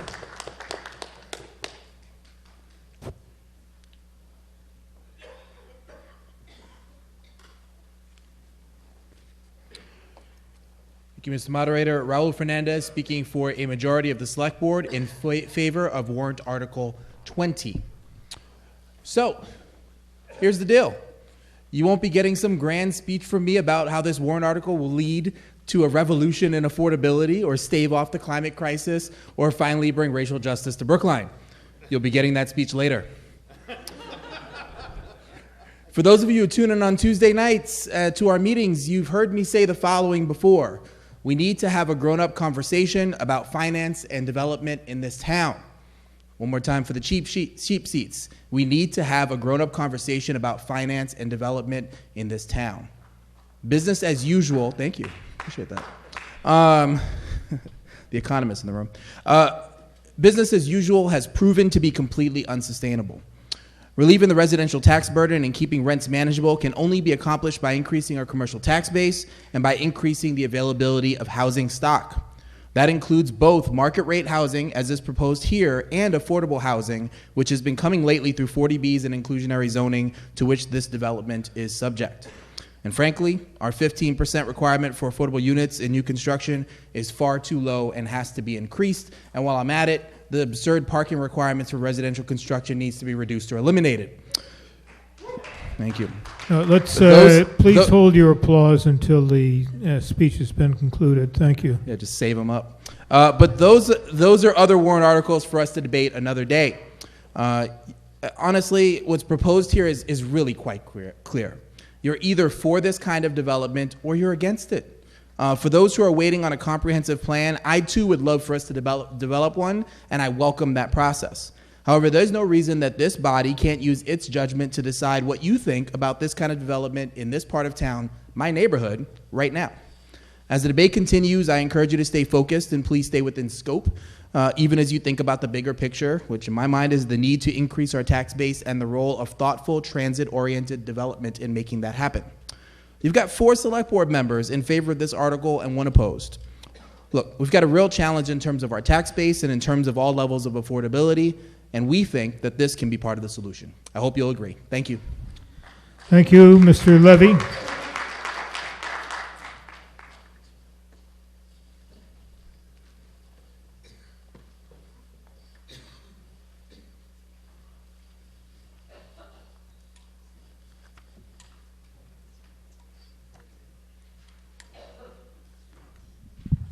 Hi, Mark Levy, Town Meeting Member, Precinct 7. And at the risk of losing some face time on cable TV, I'm going to speak from this microphone rather than add to the journey to go to the That's fine, podium. Mr. Levy. It's amazing how much I agree with select person Fernandez and still come out to exactly the opposite conclusion. I think the town has been suffering for a long time over having development as proposed by developers driving the zoning in the town, any zoning changes to housing. I think that's a bad precedent. I think it should end. And I think this is a good example of why it should end. I have no problem at all with Mr. Zucker. We've had some nice email conversations, and he's always treated me with respect and gave me all the information I asked for. And what he's proposing is something I had some qualms about, but not that many. But I do think that making it apply to the entire Coolidge Corner area is a mistake, because we don't have real input on what the effect might be in the future and whether we want to encourage more of this type of housing in that area. Are there other areas in town that might be better? This could be a great area for it. This could be a terrible area for it. This could be a so-so area for it. We don't know. And I think we should know before we make this kind of change. My bottom line is that at some point we have to draw the line.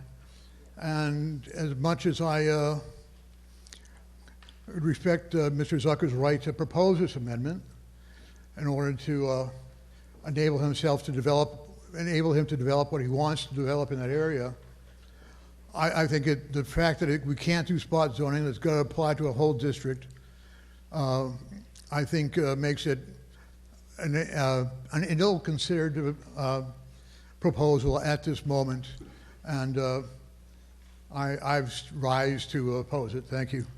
Thank you, Mr. Birnbaum. And Mr. Fry, would you come forward, please?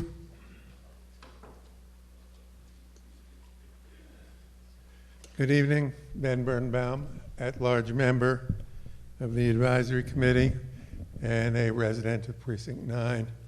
And I've been waiting 4.5 nights to make this brief speech. And I've had 5 people speak ahead of me making the same speech, pretty much, or I'm speaking for the advisory committee, and I want to thank the moderator for moving things along quickly so I don't have to come back for a sixth night of doing no voting. And, but I was hoping for a Hanukkah presentation to which I'd bring a menorah and we'd all sing Ma's Sur or something. And perhaps 2 nights later we could sing Silent Night. When we talk about micro units, what are we talking about? Nobody has said precisely. I brought a tape measure here one night while you were all voting. I took the time to measure. It's 10 seats this way, 8 rows that way for 500 square feet. It's 10 seats this way and 6 rows that way for 350 square feet. These are small apartments, or studios, I guess I'd call them in the old-fashioned way.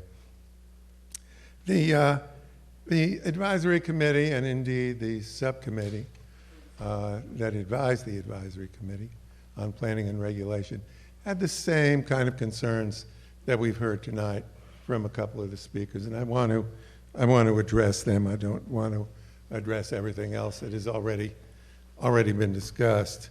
So let me point to the issues that emerged in our discussion, the critical issues, if you will. One had to do with the question of whether opening the Coolidge Corner Business District, which I think you all have an image of it in your mind. I don't have to draw a picture for you. Opening it up to micro-unit buildings would somehow pose a danger to the character and the essence of what Coolidge Corner is. Coolidge Corner has faced over the 30 years I've been here, many kind of challenges in terms of development, in terms of businesses going in and going out, in terms of saving a theater. It has managed because it is well laid out, it is well placed, and because commercial works in Coolidge Corner. It was noted by one of the earlier speakers that I believe it was noted, it may have been on the town meeting listserv, that stores would be closed and instead we'd have residential units of the type I was describing, micro units, all over the place. It's not true. First of all the bylaws required in the Coolidge Corner District would have to be observed, and that includes commercial on the first floor on Harvard and Beacon, and mostly commercial on other places on the first floor. So there's not going to be a revolution here. Developers, I don't believe, are going to roll in and say, well, let's tear Brookline Booksmith down and put up a bunch of micro units. If you do, I hope you save the books, and I'd like to live in one of the micro units. The other issue that came up was the question of whether it would be prudent for the town to do a deep dive measure of where micro units belong, what would be their effect. It is worth doing such studies on some matters, but here we have an opportunity to actually do an experiment and see what will happen with one building. We don't have people lined up around the block, so far as I know, to build similar structures. 1 minute. Okay, and also Coolidge Corner can handle itself in terms of its own zoning protection. It is buttressed, well buttressed. Finally, the other issue that came up was whether these would become dormitories for basically BC students and BU students. I did go to the trouble of looking up the cost of a dorm room at BC and BU. At BC, it's about $7,500 a year, and then there's room and board that's a little bit above that. At BU, you can actually get a $17,000 a year, 1-bedroom apartment in one of their towers. But nothing compared to the prices that people will pay to live far away from their classrooms, far away from the attractive men and women they came to meet in Boston, far away from the parties, far away from everything that one goes to college for. So I'd suggest it's rather, and the advisory committee agreed, it was rather it was a pony not worth riding. The advisory committee concluded that this is good. This kind of building, which frankly Columbus Avenue in New York is lined with, as is Amsterdam Avenue, as there, I happen to know Manhattan, but there, I'm sure all of those of you who know other cities know that micro units are called studios, and many people live in them and live in them happily and fit into the space I was describing earlier, a whole lifetime, including one of my children who has a grand piano in one of those apartments on Amsterdam Avenue. Please conclude, sir. Yes, so the advisory committee believes these kinds of buildings could be very good for Coolidge Corner. A lot of people without cars who have to eat in our restaurants, who have to shop at Trader Joe's, who have to do lots of things that they might normally drive to. The advisory committee, by a vote of 18-3 with 2 abstentions, voted and recommends favorable action on Article 20. Thank you very much. Mr. Fry. And happy Hanukkah, everybody.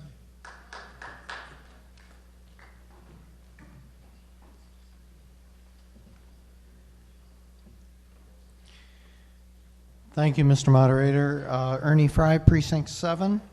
I want to thank the moderator for permitting me to deliver the words of Jonathan Margolis, who is also a town meeting member of Precinct 7, who's unable to be present this evening.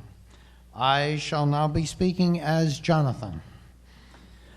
I admit that my first reason for opposing this article is personal. Some years ago, I lived in what today would be called a micro unit. It was not pleasant. Perhaps more to the point, this article reflects the unbalanced approach to development, particularly North Brookline, that has left us in a state of confusion. The article reflects the interests of the perimeter of the petitioner, which is fine, but it does not reflect the interests of the community. The proposed zoning change will at first relate only to one small parcel, but similar development would be permitted throughout the business district. And I think we can agree that if this article is approved, similar construction is likely to follow in other districts. We in North Brookline, particularly Coolidge Corner, know that we are going to have even less space than we do now. With 2 hotels committed, 2 new overly large residential buildings, and several more nearby developments underway, density will increase markedly, only to be exacerbated by the expected rush of customers when Sanctuary opens in a few months. The fact is that Coolidge Corner is extremely crowded now, and it is going to get much more so. How will we handle that? We have no agreed answers. One argument I have heard for microunits is that few of the residents will have cars. However, the practical reality is that Green Line is already over capacity, and that is not going to change significantly in the next 8 to 10 years. That is only one aspect of what we lack in terms of forethought. I hope you don't have too many more aspects, Mr. Fry. 'Cause you have 1 minute. One, I do not oppose further development, but without a comprehensive plan for the future of Coolidge Corner and the rest of North Brookline, it's time to pause, take a deep breath, and figure out where we want to go and how to get there. As for this particular article, in the words of a former First Lady, just say no, action. Thank you.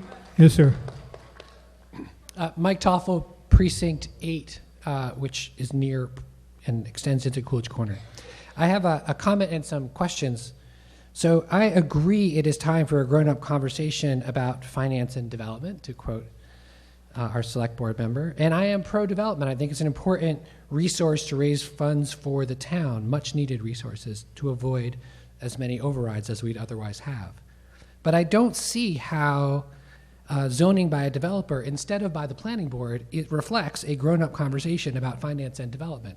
I don't understand why the planning board has not proposed this if this is what, in fact, they want along this particular dimensions of Coolidge Corner. I also don't understand why this is just Coolidge Corner as opposed to, for example, all transit-rich areas, of which there are many in the town.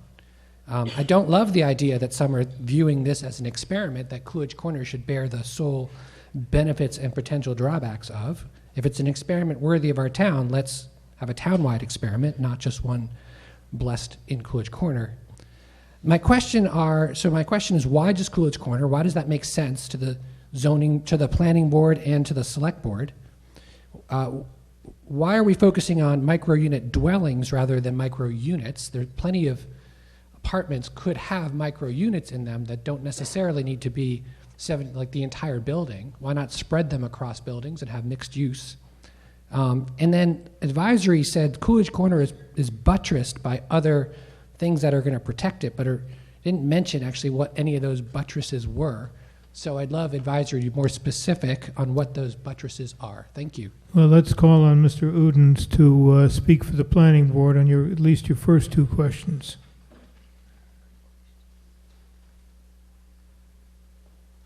Matt Oden speaking for the planning board. I'm going to read a statement rather than respond to your question. I was not at the meeting when a vote was taken, so I don't feel like I'm prepared to respond directly to your question, but I can tell you what the planning board said in response to this article.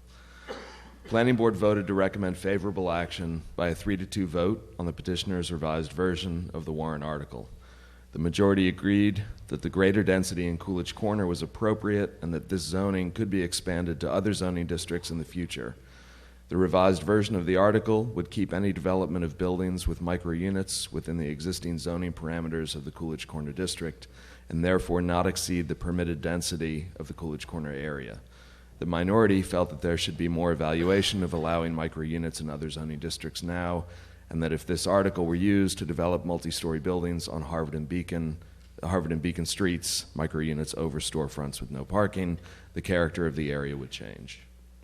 So I don't know, hopefully that addresses it to some extent. Yeah, and the question for the advisory committee? It does not actually address the question.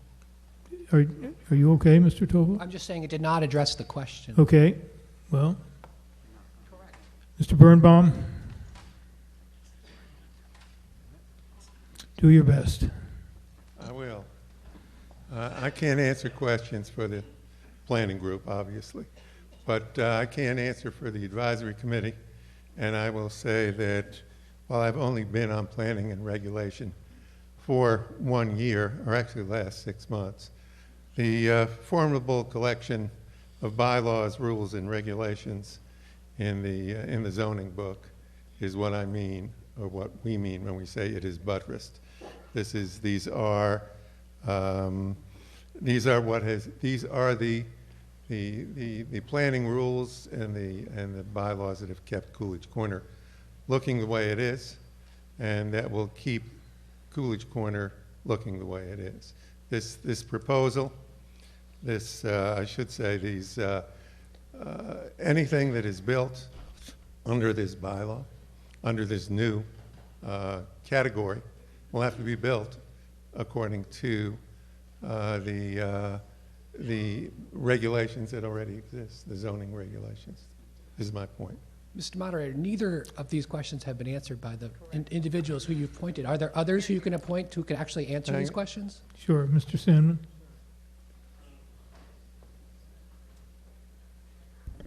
Mike Sandman, speaking for the advisory committee, and hopefully directly to your question, Mike.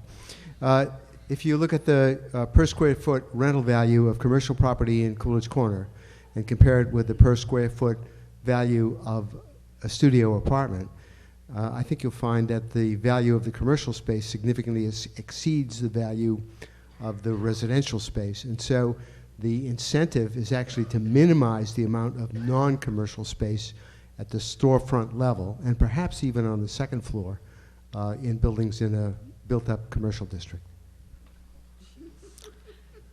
Mr. Moderator?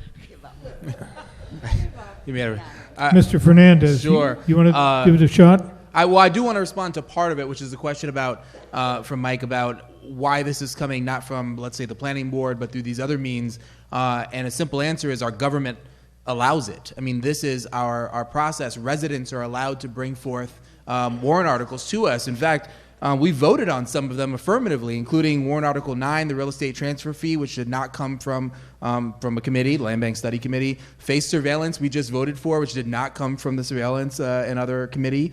Parking minimums to maximums, which did not come from a committee, but from a really smart and thoughtful town meeting member who brought it to us.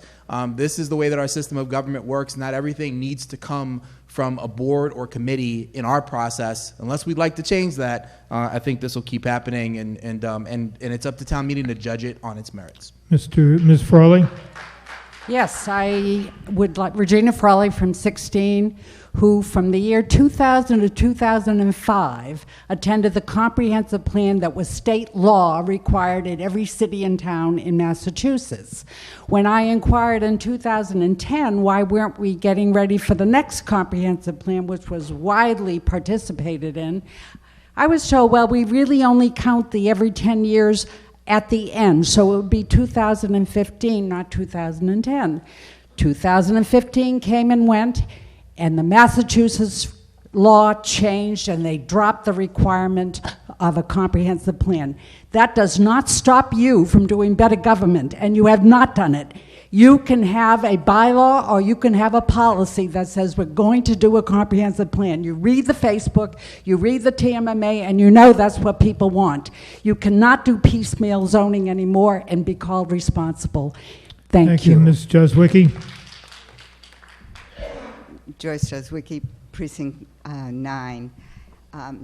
In my 30 years experience as a devotion parent and school committee member, I have been in many, many apartments, and I will tell you this, 500 square feet is 2 bedrooms, 2 10 by 15 bedrooms, and then the other 200 feet would be living area. And I have seen in 2-bedroom apartments 3 to 5 children. So unless we're going to have some very stringent rules about who goes into these micro units, we are destroying everything we're trying to do to make our schools not be packed like sardines. So don't tell me 350 square feet is a studio.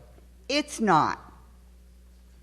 It's a 1-bedroom. 1 bedroom is a single parent with at least 1 child. That has been my experience in homes from economically disadvantaged families all the way up to some very wealthy people. And I gotta tell you, when people want to come to Brookline to send their kids to our schools, they'll live in teeny, tiny places. Don't shake your head, you haven't been in those homes. I've been there. Every bedroom brings a child. Mr. Ananian. Hello, Scott Ananian, Town Meeting Member, Precinct 10. I'm going to find myself in the unusual position of being between Regina and Raul. So let me see if I can describe how that works. So I am definitely a fan of high-density development, especially near transit. But I do think that there is a structural issue here. I think it's entirely natural that people bring articles to town meeting that they are interested in. That is how it works, and it is an enormous amount of effort to bring an article all the way through, especially a zoning article, all the way to town meeting. To expect that everyone who does that have themselves the comprehensive plan for all of Brookline in their head when they do it, I think is unrealistic. On the other hand, I have heard from my constituents who were concerned about the spot zoning nature of the article, regardless of their concerns about the merits of it. And I do wish that the planning board or the advisory committee or any of the people who have objected to that would have put forward an amendment to say, from the town's perspective, where are the other places? You know, if they had put forward an amendment that included Washington Square or something, perhaps they could have found common ground with the petitioner, and we wouldn't be at this point where we're considering this to be a spot zoning amendment. So I think on balance that I will support this article, but I would really encourage the town to treat it as a pathfinder, as has been mentioned earlier, and that if it does prove successful, not to pull up the bridge behind us, but to go ahead with the process of generalizing this and figuring out where it works. I don't think it's healthy for us to do something and wait for one more person to find one more for use. If it's successful, we should figure out how it works townwide. Thank you. Mr. Dempsey. Thank you, Mr. Moderator. Chris Dempsey, town meeting member in Precinct 6, and the current resident of a micro unit in a G district in Brookline Village. People may remember that I've spoken about this building at past town meetings, and I'm still there, still saving up for a down payment in Brookline. Mr. Zucker has come to us, and if he had come with a more narrow article that had just addressed his parcel, we would have accused him of spot zoning. And so instead, he came to us and said, I would like to do something broader than that, something that I think could help the town, and to have a more general piece of zoning that affects more parcels than just his. And now we accuse him of creating havoc or chaos or change unnecessarily in a neighborhood. Let me be very clear. We owe Mr. Zucker absolutely nothing at this town meeting. We should make up our minds not because of his interests or his motivations, but because of our interests and motivations as town meeting members. But I would bring it back to my building in Brookline Village, which is where people may know the Framers Workshop is, on the first floor right on Washington Street. That's a building that was built in 1910, long before we had zoning in Brookline, and it has 4 units above it, all of which are more or less micro units. Mine's less than 500 square feet. I think 2 of the 4 are a little bit bigger. That building contributes something like $15,000 a year in tax revenue to the town, and it contributes exactly 0 school children. The people who live in our units, me included, we shop at local restaurants, we patronize stores. We're very proud to be Brookline residents and to be contributing much more than our fair share than we receive in town services, because we do not have children in the schools. What's being proposed here today is a relatively small tweak to zoning that would allow more buildings like my building built in 1910 to exist in places like, in this case, Coolidge Corner, and then more broadly, maybe someday in places like Brookline Village. These are buildings that work really well for our town. They meet our needs as a community. And it may be that these units are way too small for many of the people, many of my colleagues in town meeting, but some of what we need more of in housing is diversity of housing stock. We need some units that will work well for me as someone that doesn't have children, might work well for some town meeting members once they retire and they want to downsize. Maybe it doesn't work as well for us in the middle of our lives, but this is not zoning that is going to work for every unit or every person in town. This is a pretty narrow example of allowing some small change in our zoning that will allow some better buildings to fit in important neighborhoods like Coolidge Corner, and I would suggest to my fellow town meeting members that we pass this. Thank you. It's been a motion to terminate debate. Is there a second? Okay, I have nobody else signed up to speak, and you see who's at the microphones. All those in favor of terminating debate, please raise your hands. Those opposed? We'll have an electronic vote. This is Article 20, motion for the question.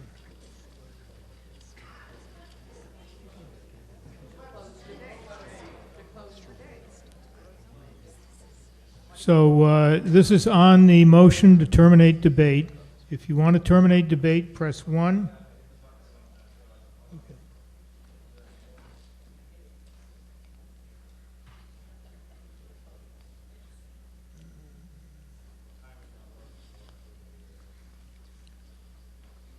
Okay, the timer is apparently not working, so just time it. Okay.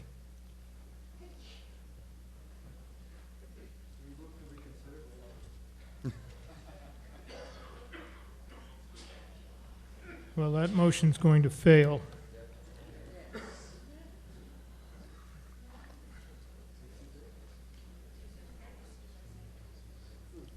The motion to terminate debate fails.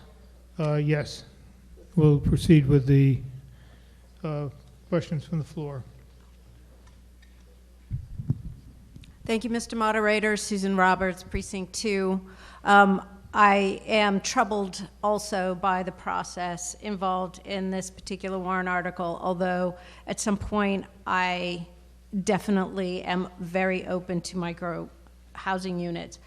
The problem here is that there seems to be a knee-jerk reaction when people think about alternative types of housing that non-vehicular involved housing, such as that would rely on public transportation, has to be in Coolidge Corner.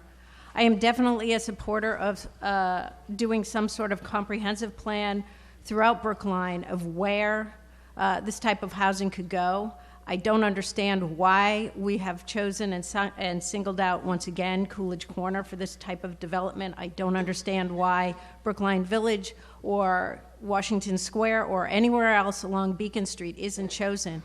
And I would echo Mr. Davis's statement that there should be a study committee about this. There should be some comprehensive investigation. And just because a petitioner who has not gone through any kind of zoning process for consideration has brought it to our attention that we need to vote yes on this. Zoning is very important to our town.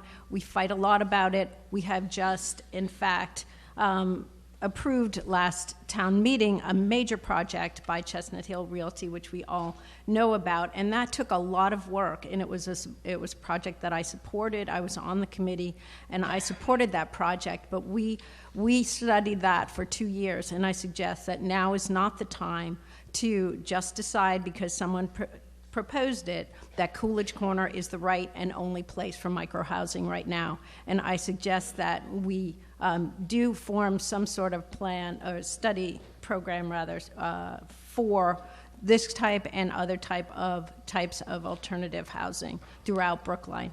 Thank you. Thank you, Ms. Pelkey. Linda Olson, Pelkey, Precinct 2. I have both a comment and a question, so I'm going to make my comment first.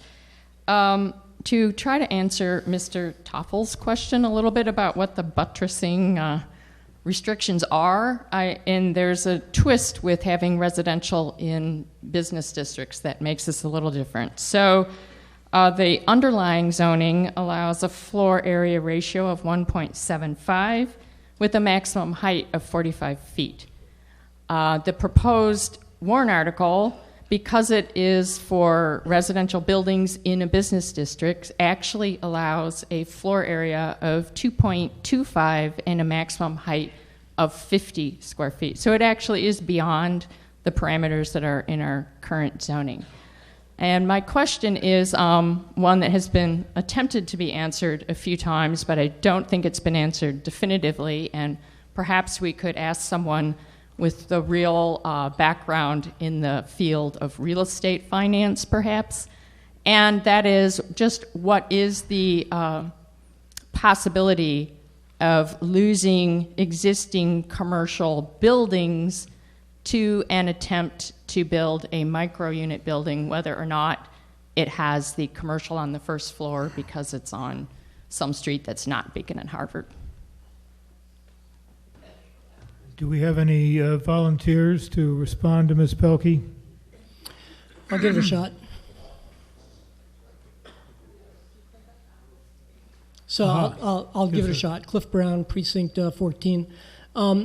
I just don't think it's a very easy analysis, particularly in Brookline and in Coolidge Corner, where you have so much fractured ownership, A, and B, that ownership has generally been held in families for a very long time.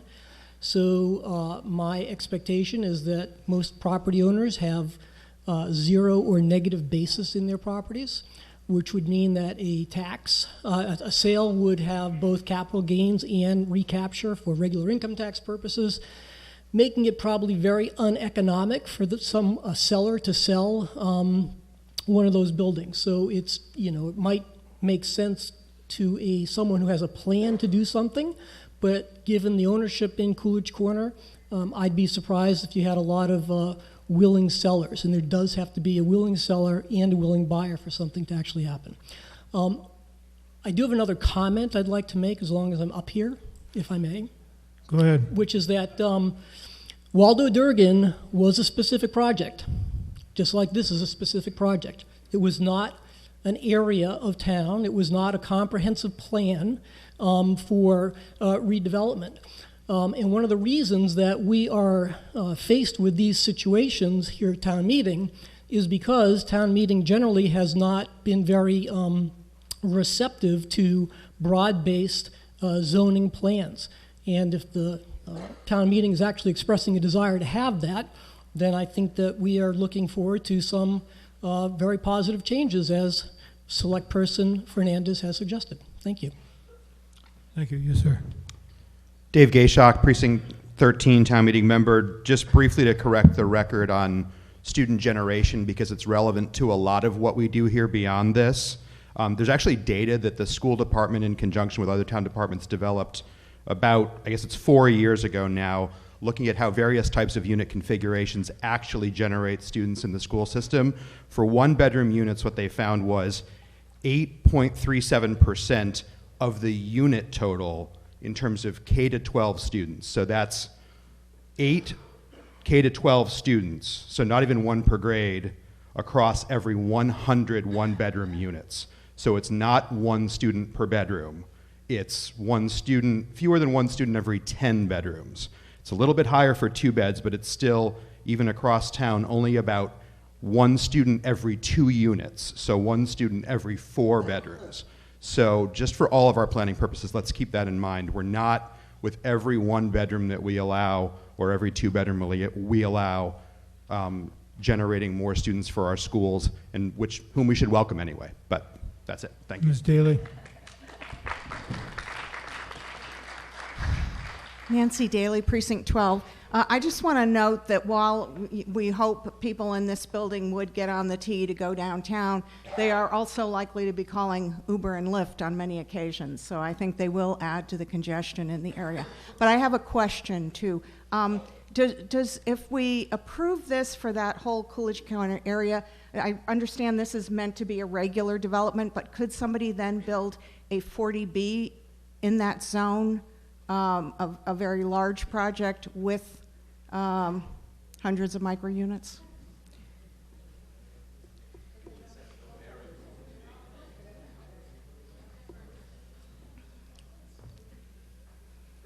Well, yeah, is the plan, yeah, we'll hear from the planning director on that question. Ms. Steinfeld? Thank you, Mr. Moderator. Allison Steinfeld, Planning Director. Zoning is effectively irrelevant under 40B, so it doesn't matter what the underlying zoning would be. Okay. Thank you, Mr. Miller. Bob Miller, Precinct 8. Why don't you stay up here, Ms. Steinfeld? You're our authority. Bob Miller, Town Meeting Member, Precinct 8. As Mr. Toffel pointed out, my district does include parts of Coolidge Corner. And you know, the number of people have raised the question, why Coolidge Corner? And I would say, what better place to do this in the entire town of Brookline than Coolidge Corner? I live near Coolidge Corner because I want the density. I want a vibrant retail community. I want to go to Coolidge Corner and see people walking around, eating in the restaurants, going to the theater. If you've noticed, there's a lot of vacant retail property. We need more people in Coolidge Corner in order for the businesses to succeed. And if we don't want people driving cars or taking the T to get there, what better way than to put them there to begin with so that they can walk to the restaurants, walk to the Coolidge Corner Theater? Mr. Swartz. I think somebody was waiting over there, Mr. Moderator. Well, go ahead. We'll hear from Mr. Rollins next. I won't let the question be called. Okay, thank you. Thank you. I'm sure you'll be brief. Chuck Swartz, Precinct 9. On the advisory committee, I did vote for this. I'm thinking differently right now. I have to say the idea of micro units appealed to me at first. I thought it was very progressive and innovative. In 1980, my wife and I were among the first people to buy an industrial loft space in Fort Point Channel to live and work in, and it was very stimulating.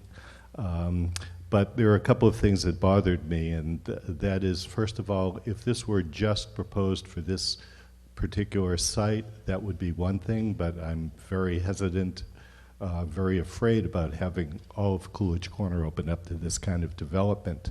I did want to make a couple of comments about things that were said. As far as buttresses or protections, zoning was mentioned. All you have to do is go along Harvard Street between Thorndike and Beacon Street to see that zoning has not protected stop development of 40Bs in that neighborhood. And as far as the charming historic 4-unit micro unit building in Brookline Village, if this were a small building like that, that would be fine, but I can't remember how many units were proposed for this and how many floors were proposed for this. And if somebody does want to do micro units like this in Coolidge Corner, I have a perfect spot, a building at 40 Center Street that would just house probably a good number of micro units. Thank you. Thank you, Mr. Olens. Andrew Olens, Precinct 5. A couple of comments. I visited this site on Webster Street, and it is a perfect site for a micro unit building with access to Beacon Street. The problem is, of course, that it also would apply to the rest of the Coolidge Corner Business District. And appropriate to the question that you asked a moment ago, Mr. Moderator, just today I had a detailed discussion with a very sophisticated developer who has done a lot of business in Brookline, and they would very much like to see this passed just to gain access to some low-rise properties on Harvard Street. You run the risk here of really changing the streetscape if you approve this. This is not well thought out in terms of a district as a whole. So I would recommend that no action is the appropriate vote here. Thank you. Thank you. No need to call the question. I have nobody else signed up to speak, and there's no one at the microphone. So this requires a 2/3 vote. The motion is at the bottom of page 2-5 over to the bottom of page 2-7. And if there are 35 vote, people who want an electronic vote, we'll have one. And so keep it 35 people. Okay, we got there. Pardon me? Well, I'm sorry. We're in the middle of a vote. We're very sorry, sir. On the, this is main motion, Article 20. The motion is at the bottom of page 20-5 over to 20-7. Requires a 2/3 vote. Press 1 if you favor the motion, 2 if you're opposed, and 3 if you're abstaining.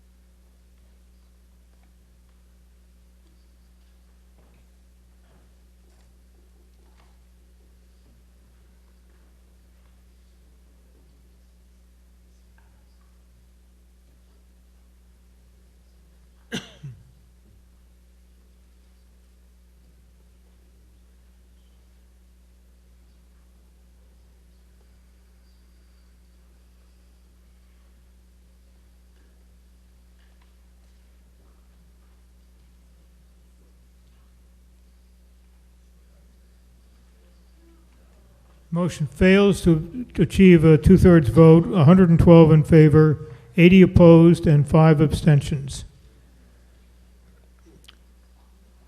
There is no motion offered under Article 22, and we'll turn to Article 23. The motion of the petitioner is on the pink supplement number 1, moved by Mr. Warner, seconded by Mr. Gertler, to amend the general bylaws relating to leaf blowers, surprisingly enough. A substitute motion appears on page 23-5 and 6, moved by Mr. Bors, seconded by Mr. Franco, to substitute the motion found on pages 23-5 and 6. Mr. Warner.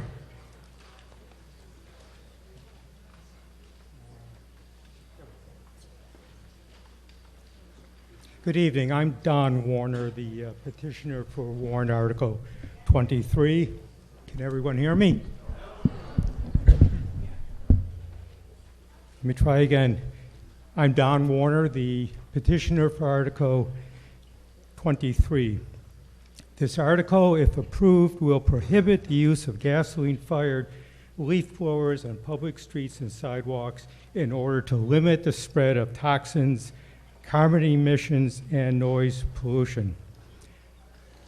I wrote this article in an effort to reduce the use of gasoline-fired leaf blowers, since banning this equipment from private properties is not a viable option at this time. Warrant Article 23, therefore, prohibits the use of these leaf blowers on public streets and sidewalks. It is common practice for landscapers to blow leaves, yard waste, and other debris onto public streets and sidewalks. This slide shows gas-fired equipment, 4 pieces of equipment, in fact, being used to blow leaves into a street. Why is this necessary? Leaf blowers spread airborne particles containing many unwanted and toxic pollutants such as dust, lead, pesticides, and fertilizers. Pollutants exacerbate asthma, emphysema, and allergies, especially in children and the elderly. This lawn sign warns the public that pesticides have been applied. These pesticides are then sent airborne by leaf blowers.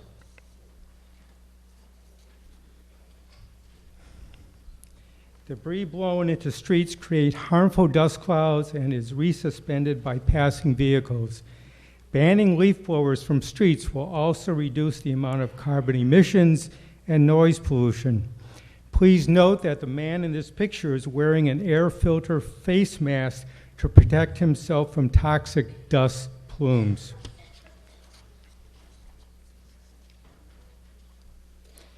Banning leaf blowers from streets will keep our streets cleaner and our storm drains less clogged. This debris shown in this slide is left after a yard was cleaned with a leaf blower and the debris remains in the street. As illustrated in this slide, leaves and other debris from yards can be gathered and immediately removed at the curb instead of blown into the street.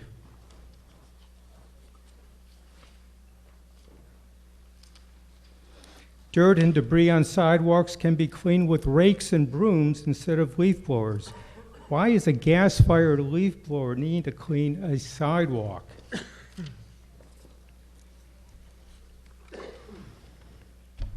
As written, the current bylaw, Article 8.31, allows blowing leaves and debris onto public streets and sidewalks. This bylaw was based on a 2016 Moderators Committee report, which referenced a study that concluded that leaf-blowing dust plumes took 5 to 10 minutes to dissipate and travel 20 to 30 feet from the source. The report further states that pedestrians can avoid dust plumes by waiting or by crossing the road. Why is it okay that Brookline residents, especially children and elderly, have to wait 5 to 10 minutes or cross the road to avoid these harmful dust plumes? The current bylaw should have considered this practice unacceptable.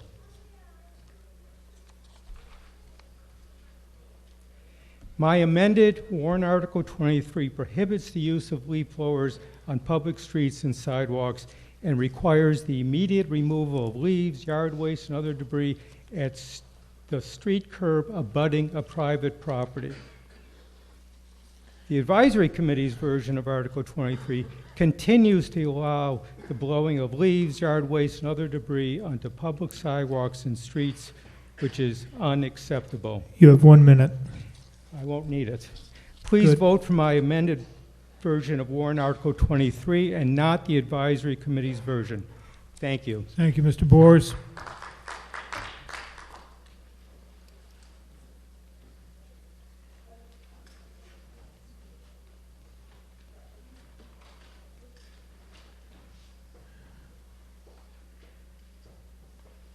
And Mr. Gordon, you're next.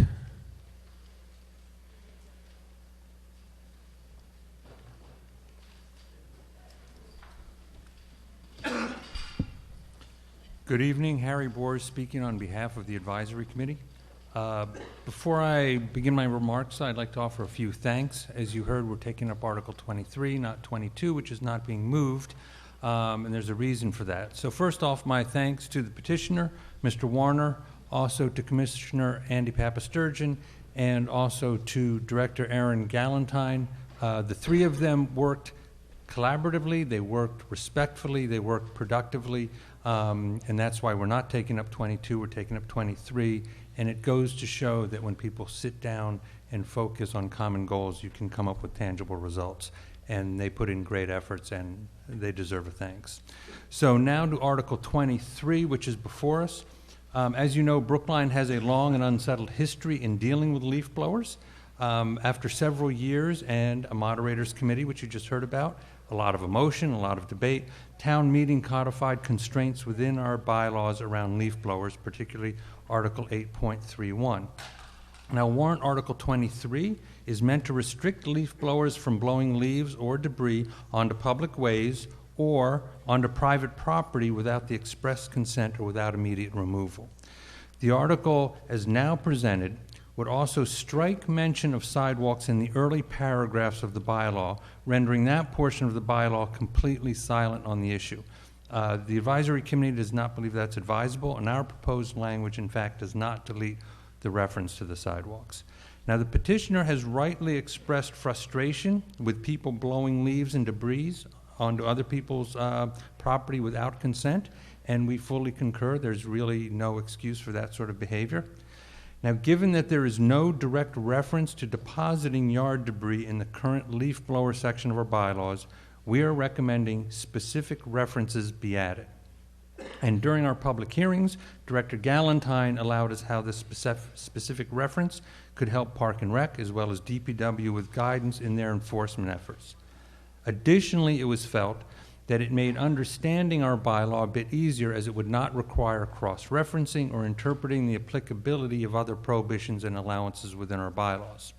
Now, the petitioner has also voiced concerns with leaves being blown onto public ways and the use of leaf blowers thereon, which is what you just heard a moment ago. Now, it's not uncommon in Brookline for leaf blowers to be used on a public way.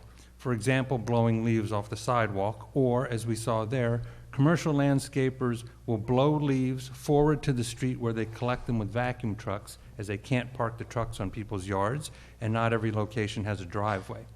Now, the advisory committee does share the petitioner's concerns, but the committee also recognizes that there are times when blowing leaves to a public way or from a public way, in practical terms, may be unavoidable, whether it's the landscapers moving the leaves up in order to vacuum them, but it also may make sense for people to blow their leaves out to where they can more easily collect them and put them in containers for removal, or blow sidewalks off for safety.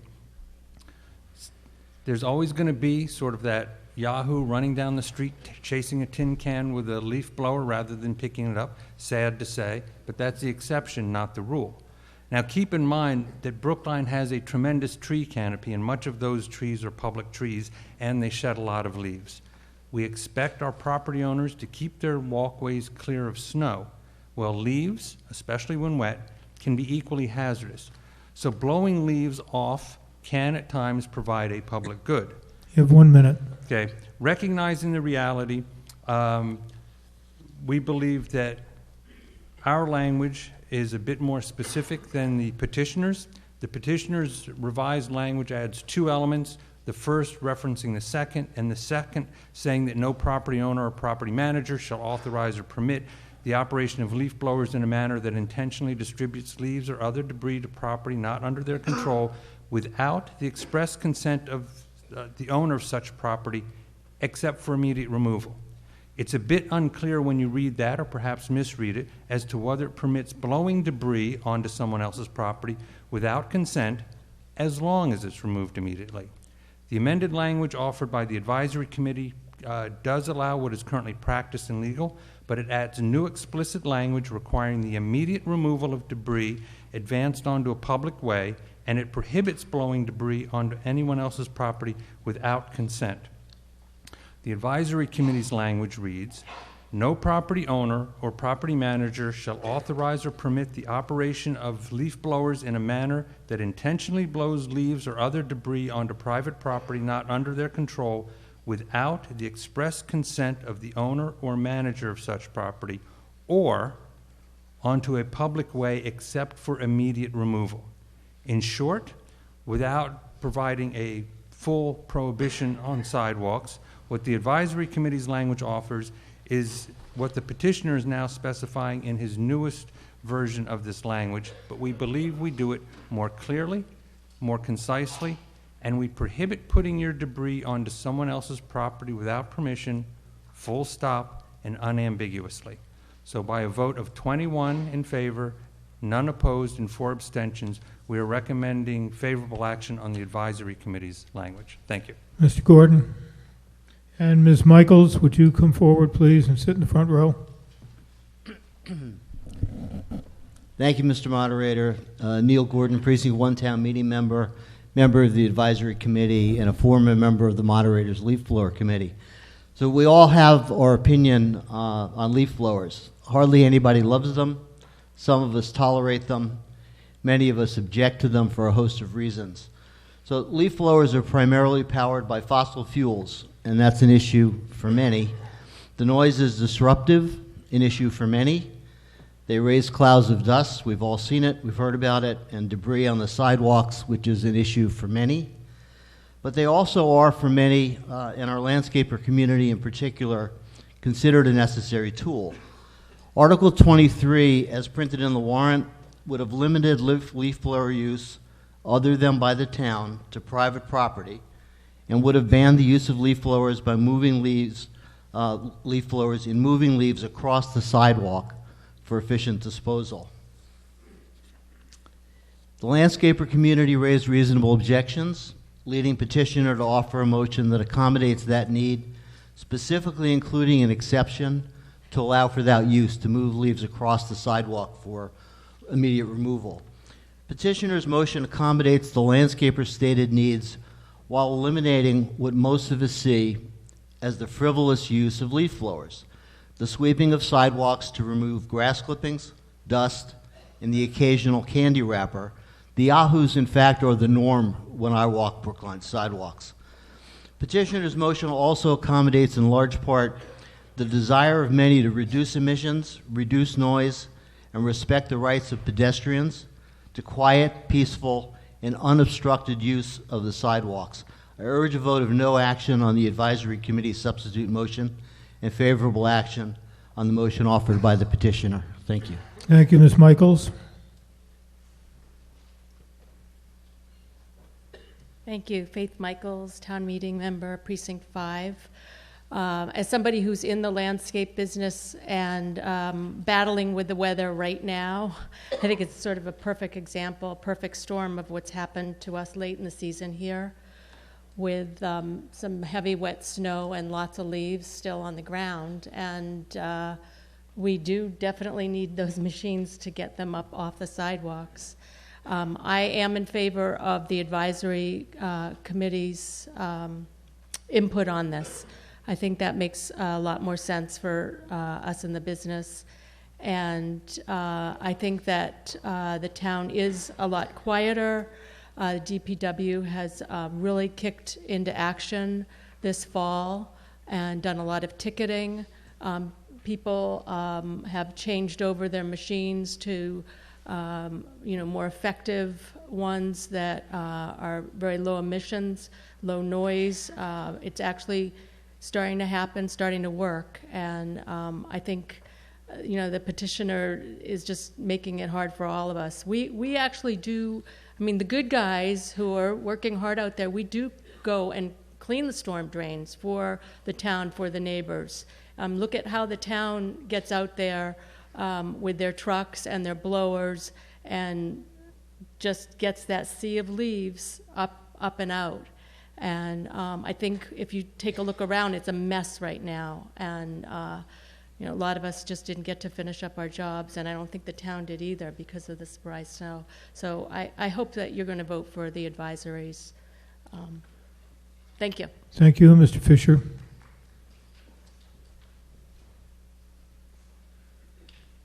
Thank you, Mr. Moderator. Andrew Fisher, Precinct 13.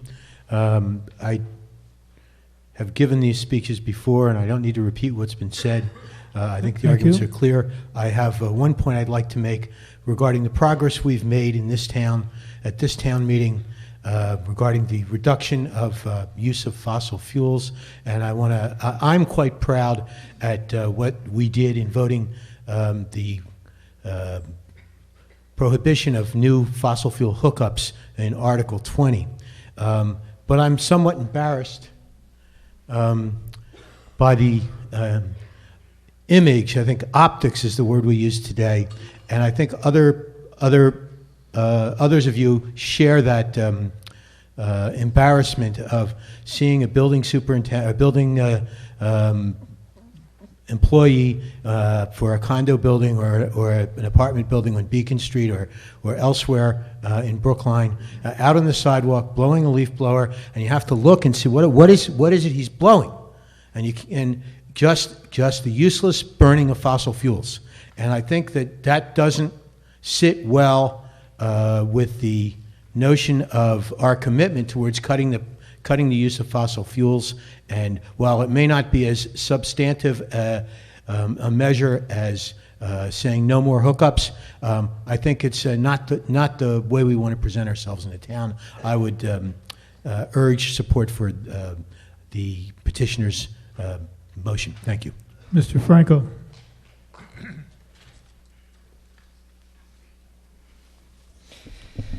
Ben Franco for Unanimous Select Board. Before I address the article, I want to acknowledge Andy Papasturgeon's retirement. As many of you know, he recently announced that retirement, making this his final town meeting. And at the rate we're going, it may be all of our final town meetings. But Andy has served the town diligently and with distinction for the past 50 years, and I, for one, want to express my thanks and gratitude for his long and dedicated service to the community.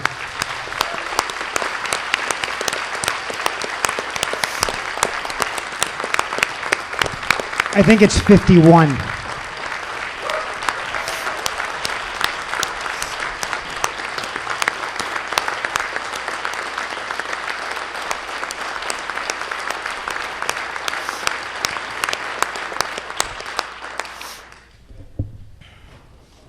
And with that, I want to just express the will of the board quickly. The board supports the language recommended by the advisory committee, which maintains the current restrictions on leaf blowers and when they may or may not be used on sidewalks and in the public way, and adds language clarifying that the act of blowing leaves onto somebody else's property is not in and of itself the problem. It's the act of blowing them there and not immediately removing them. Against that context, the board unanimously recommends a vote of favorable action on the motion offered by the advisory committee.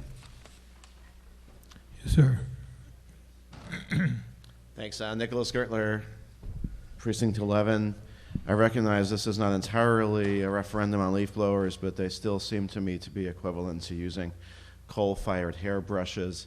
And amongst all of the things, the issues with leaf blowers, one that hasn't been mentioned is just the conventional air pollutants coming out of them. Cars burn fossil fuels. They have catalytic converters. These things don't, so you get volatile organic chemicals and nitrous oxides, the components of smog. But Ms. Michaels, I actually do want to ask you, because maybe I don't have the final word on this, why don't landscapers use rakes? How much of a significant issue would it be for your people to actually just use rakes, which have been, around for 1,000 years or so? Thanks. Perhaps Ms. Michaels can help us with that. Well, if we're serving 15, 20 customers a day, I'd have to ask my people to use a rake, and this is like going back in time. And I probably wouldn't ever be, right now it's almost impossible to find people to help in this business at the moment. And if somebody was going to have to rake for 9 hours a day, I think probably put us right out of business. And also not be able to serve our clients either on a timely basis. Thank you, Mr. Richmond. And not to mention that it would take so much more time and cost the clients so much more money.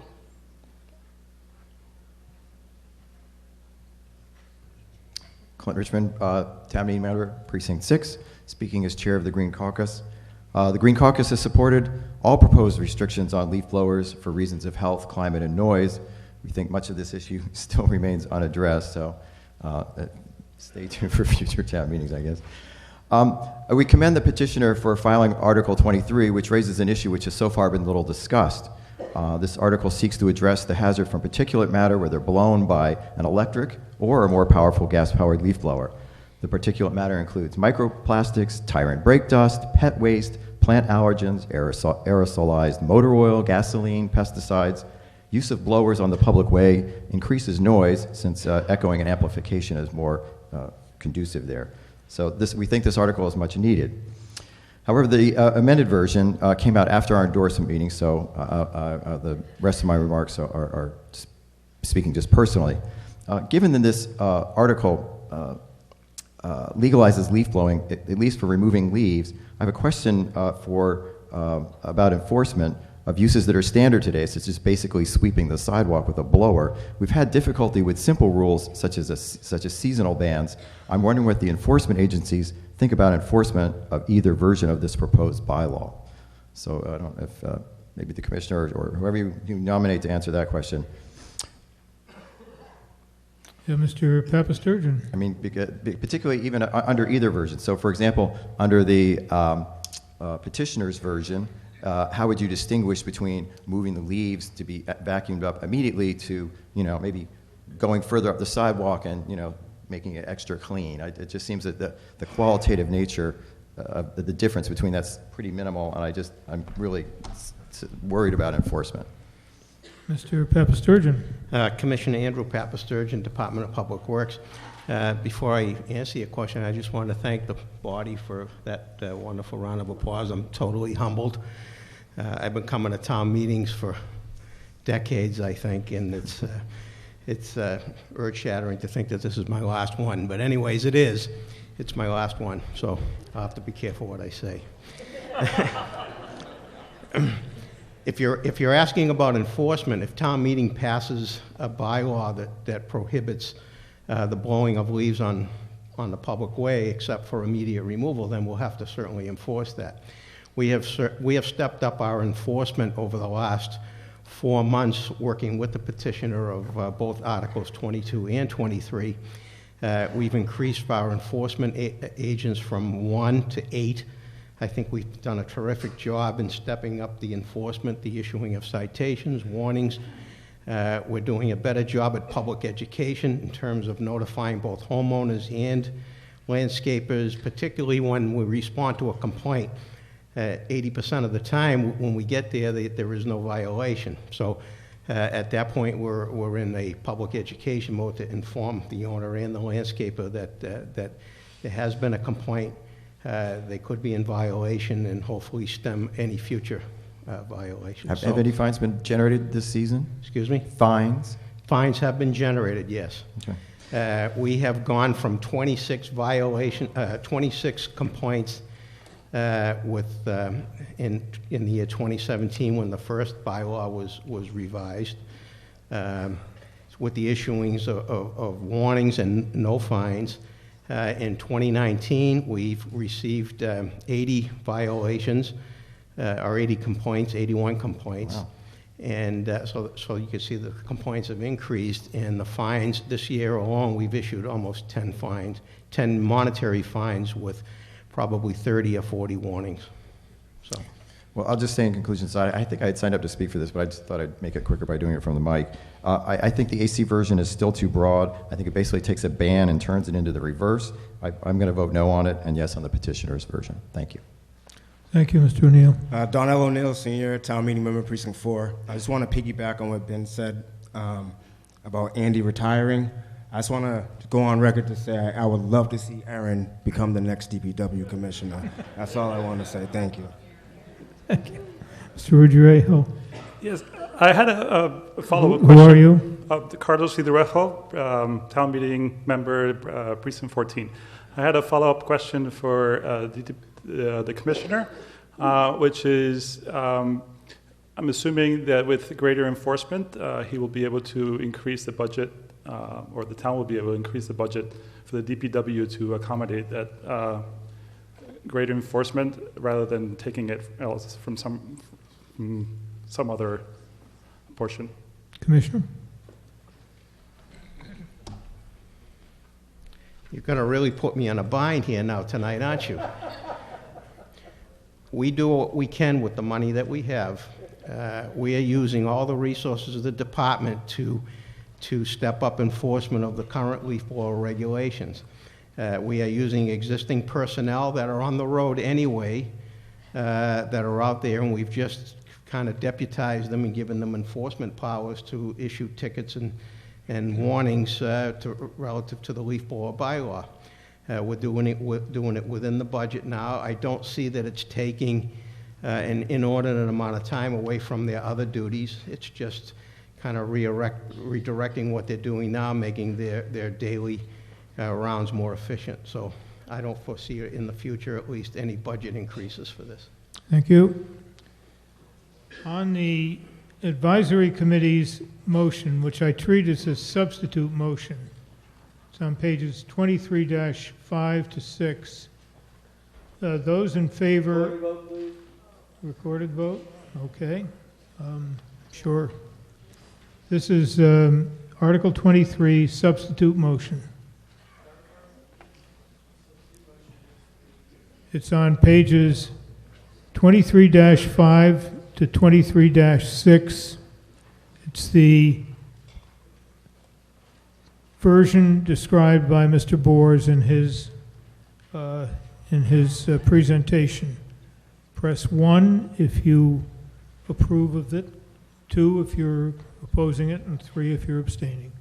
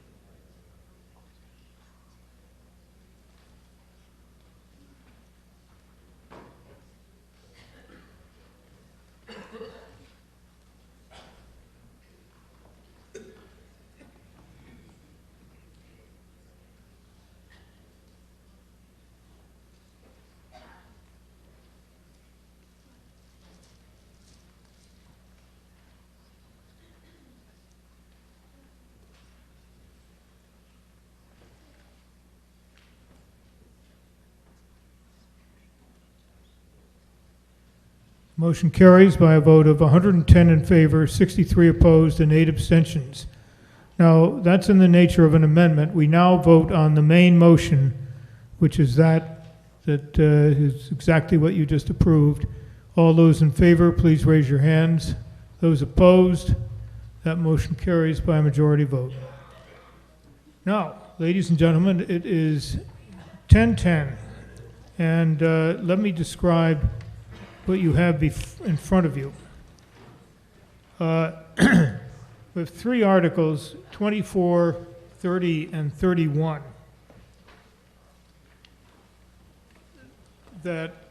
I'm sorry, 24, 29, and 30. All of those are articles as to which there are 2 opposing sides. I would expect each of them to take at least 45 minutes, and I certainly expect Article 24 to take that long. Articles 32 through 34 are essentially changing wording that logically follows from what we've done before in the bylaws. These are non-controversial articles, and there will be a single debate on all three of them.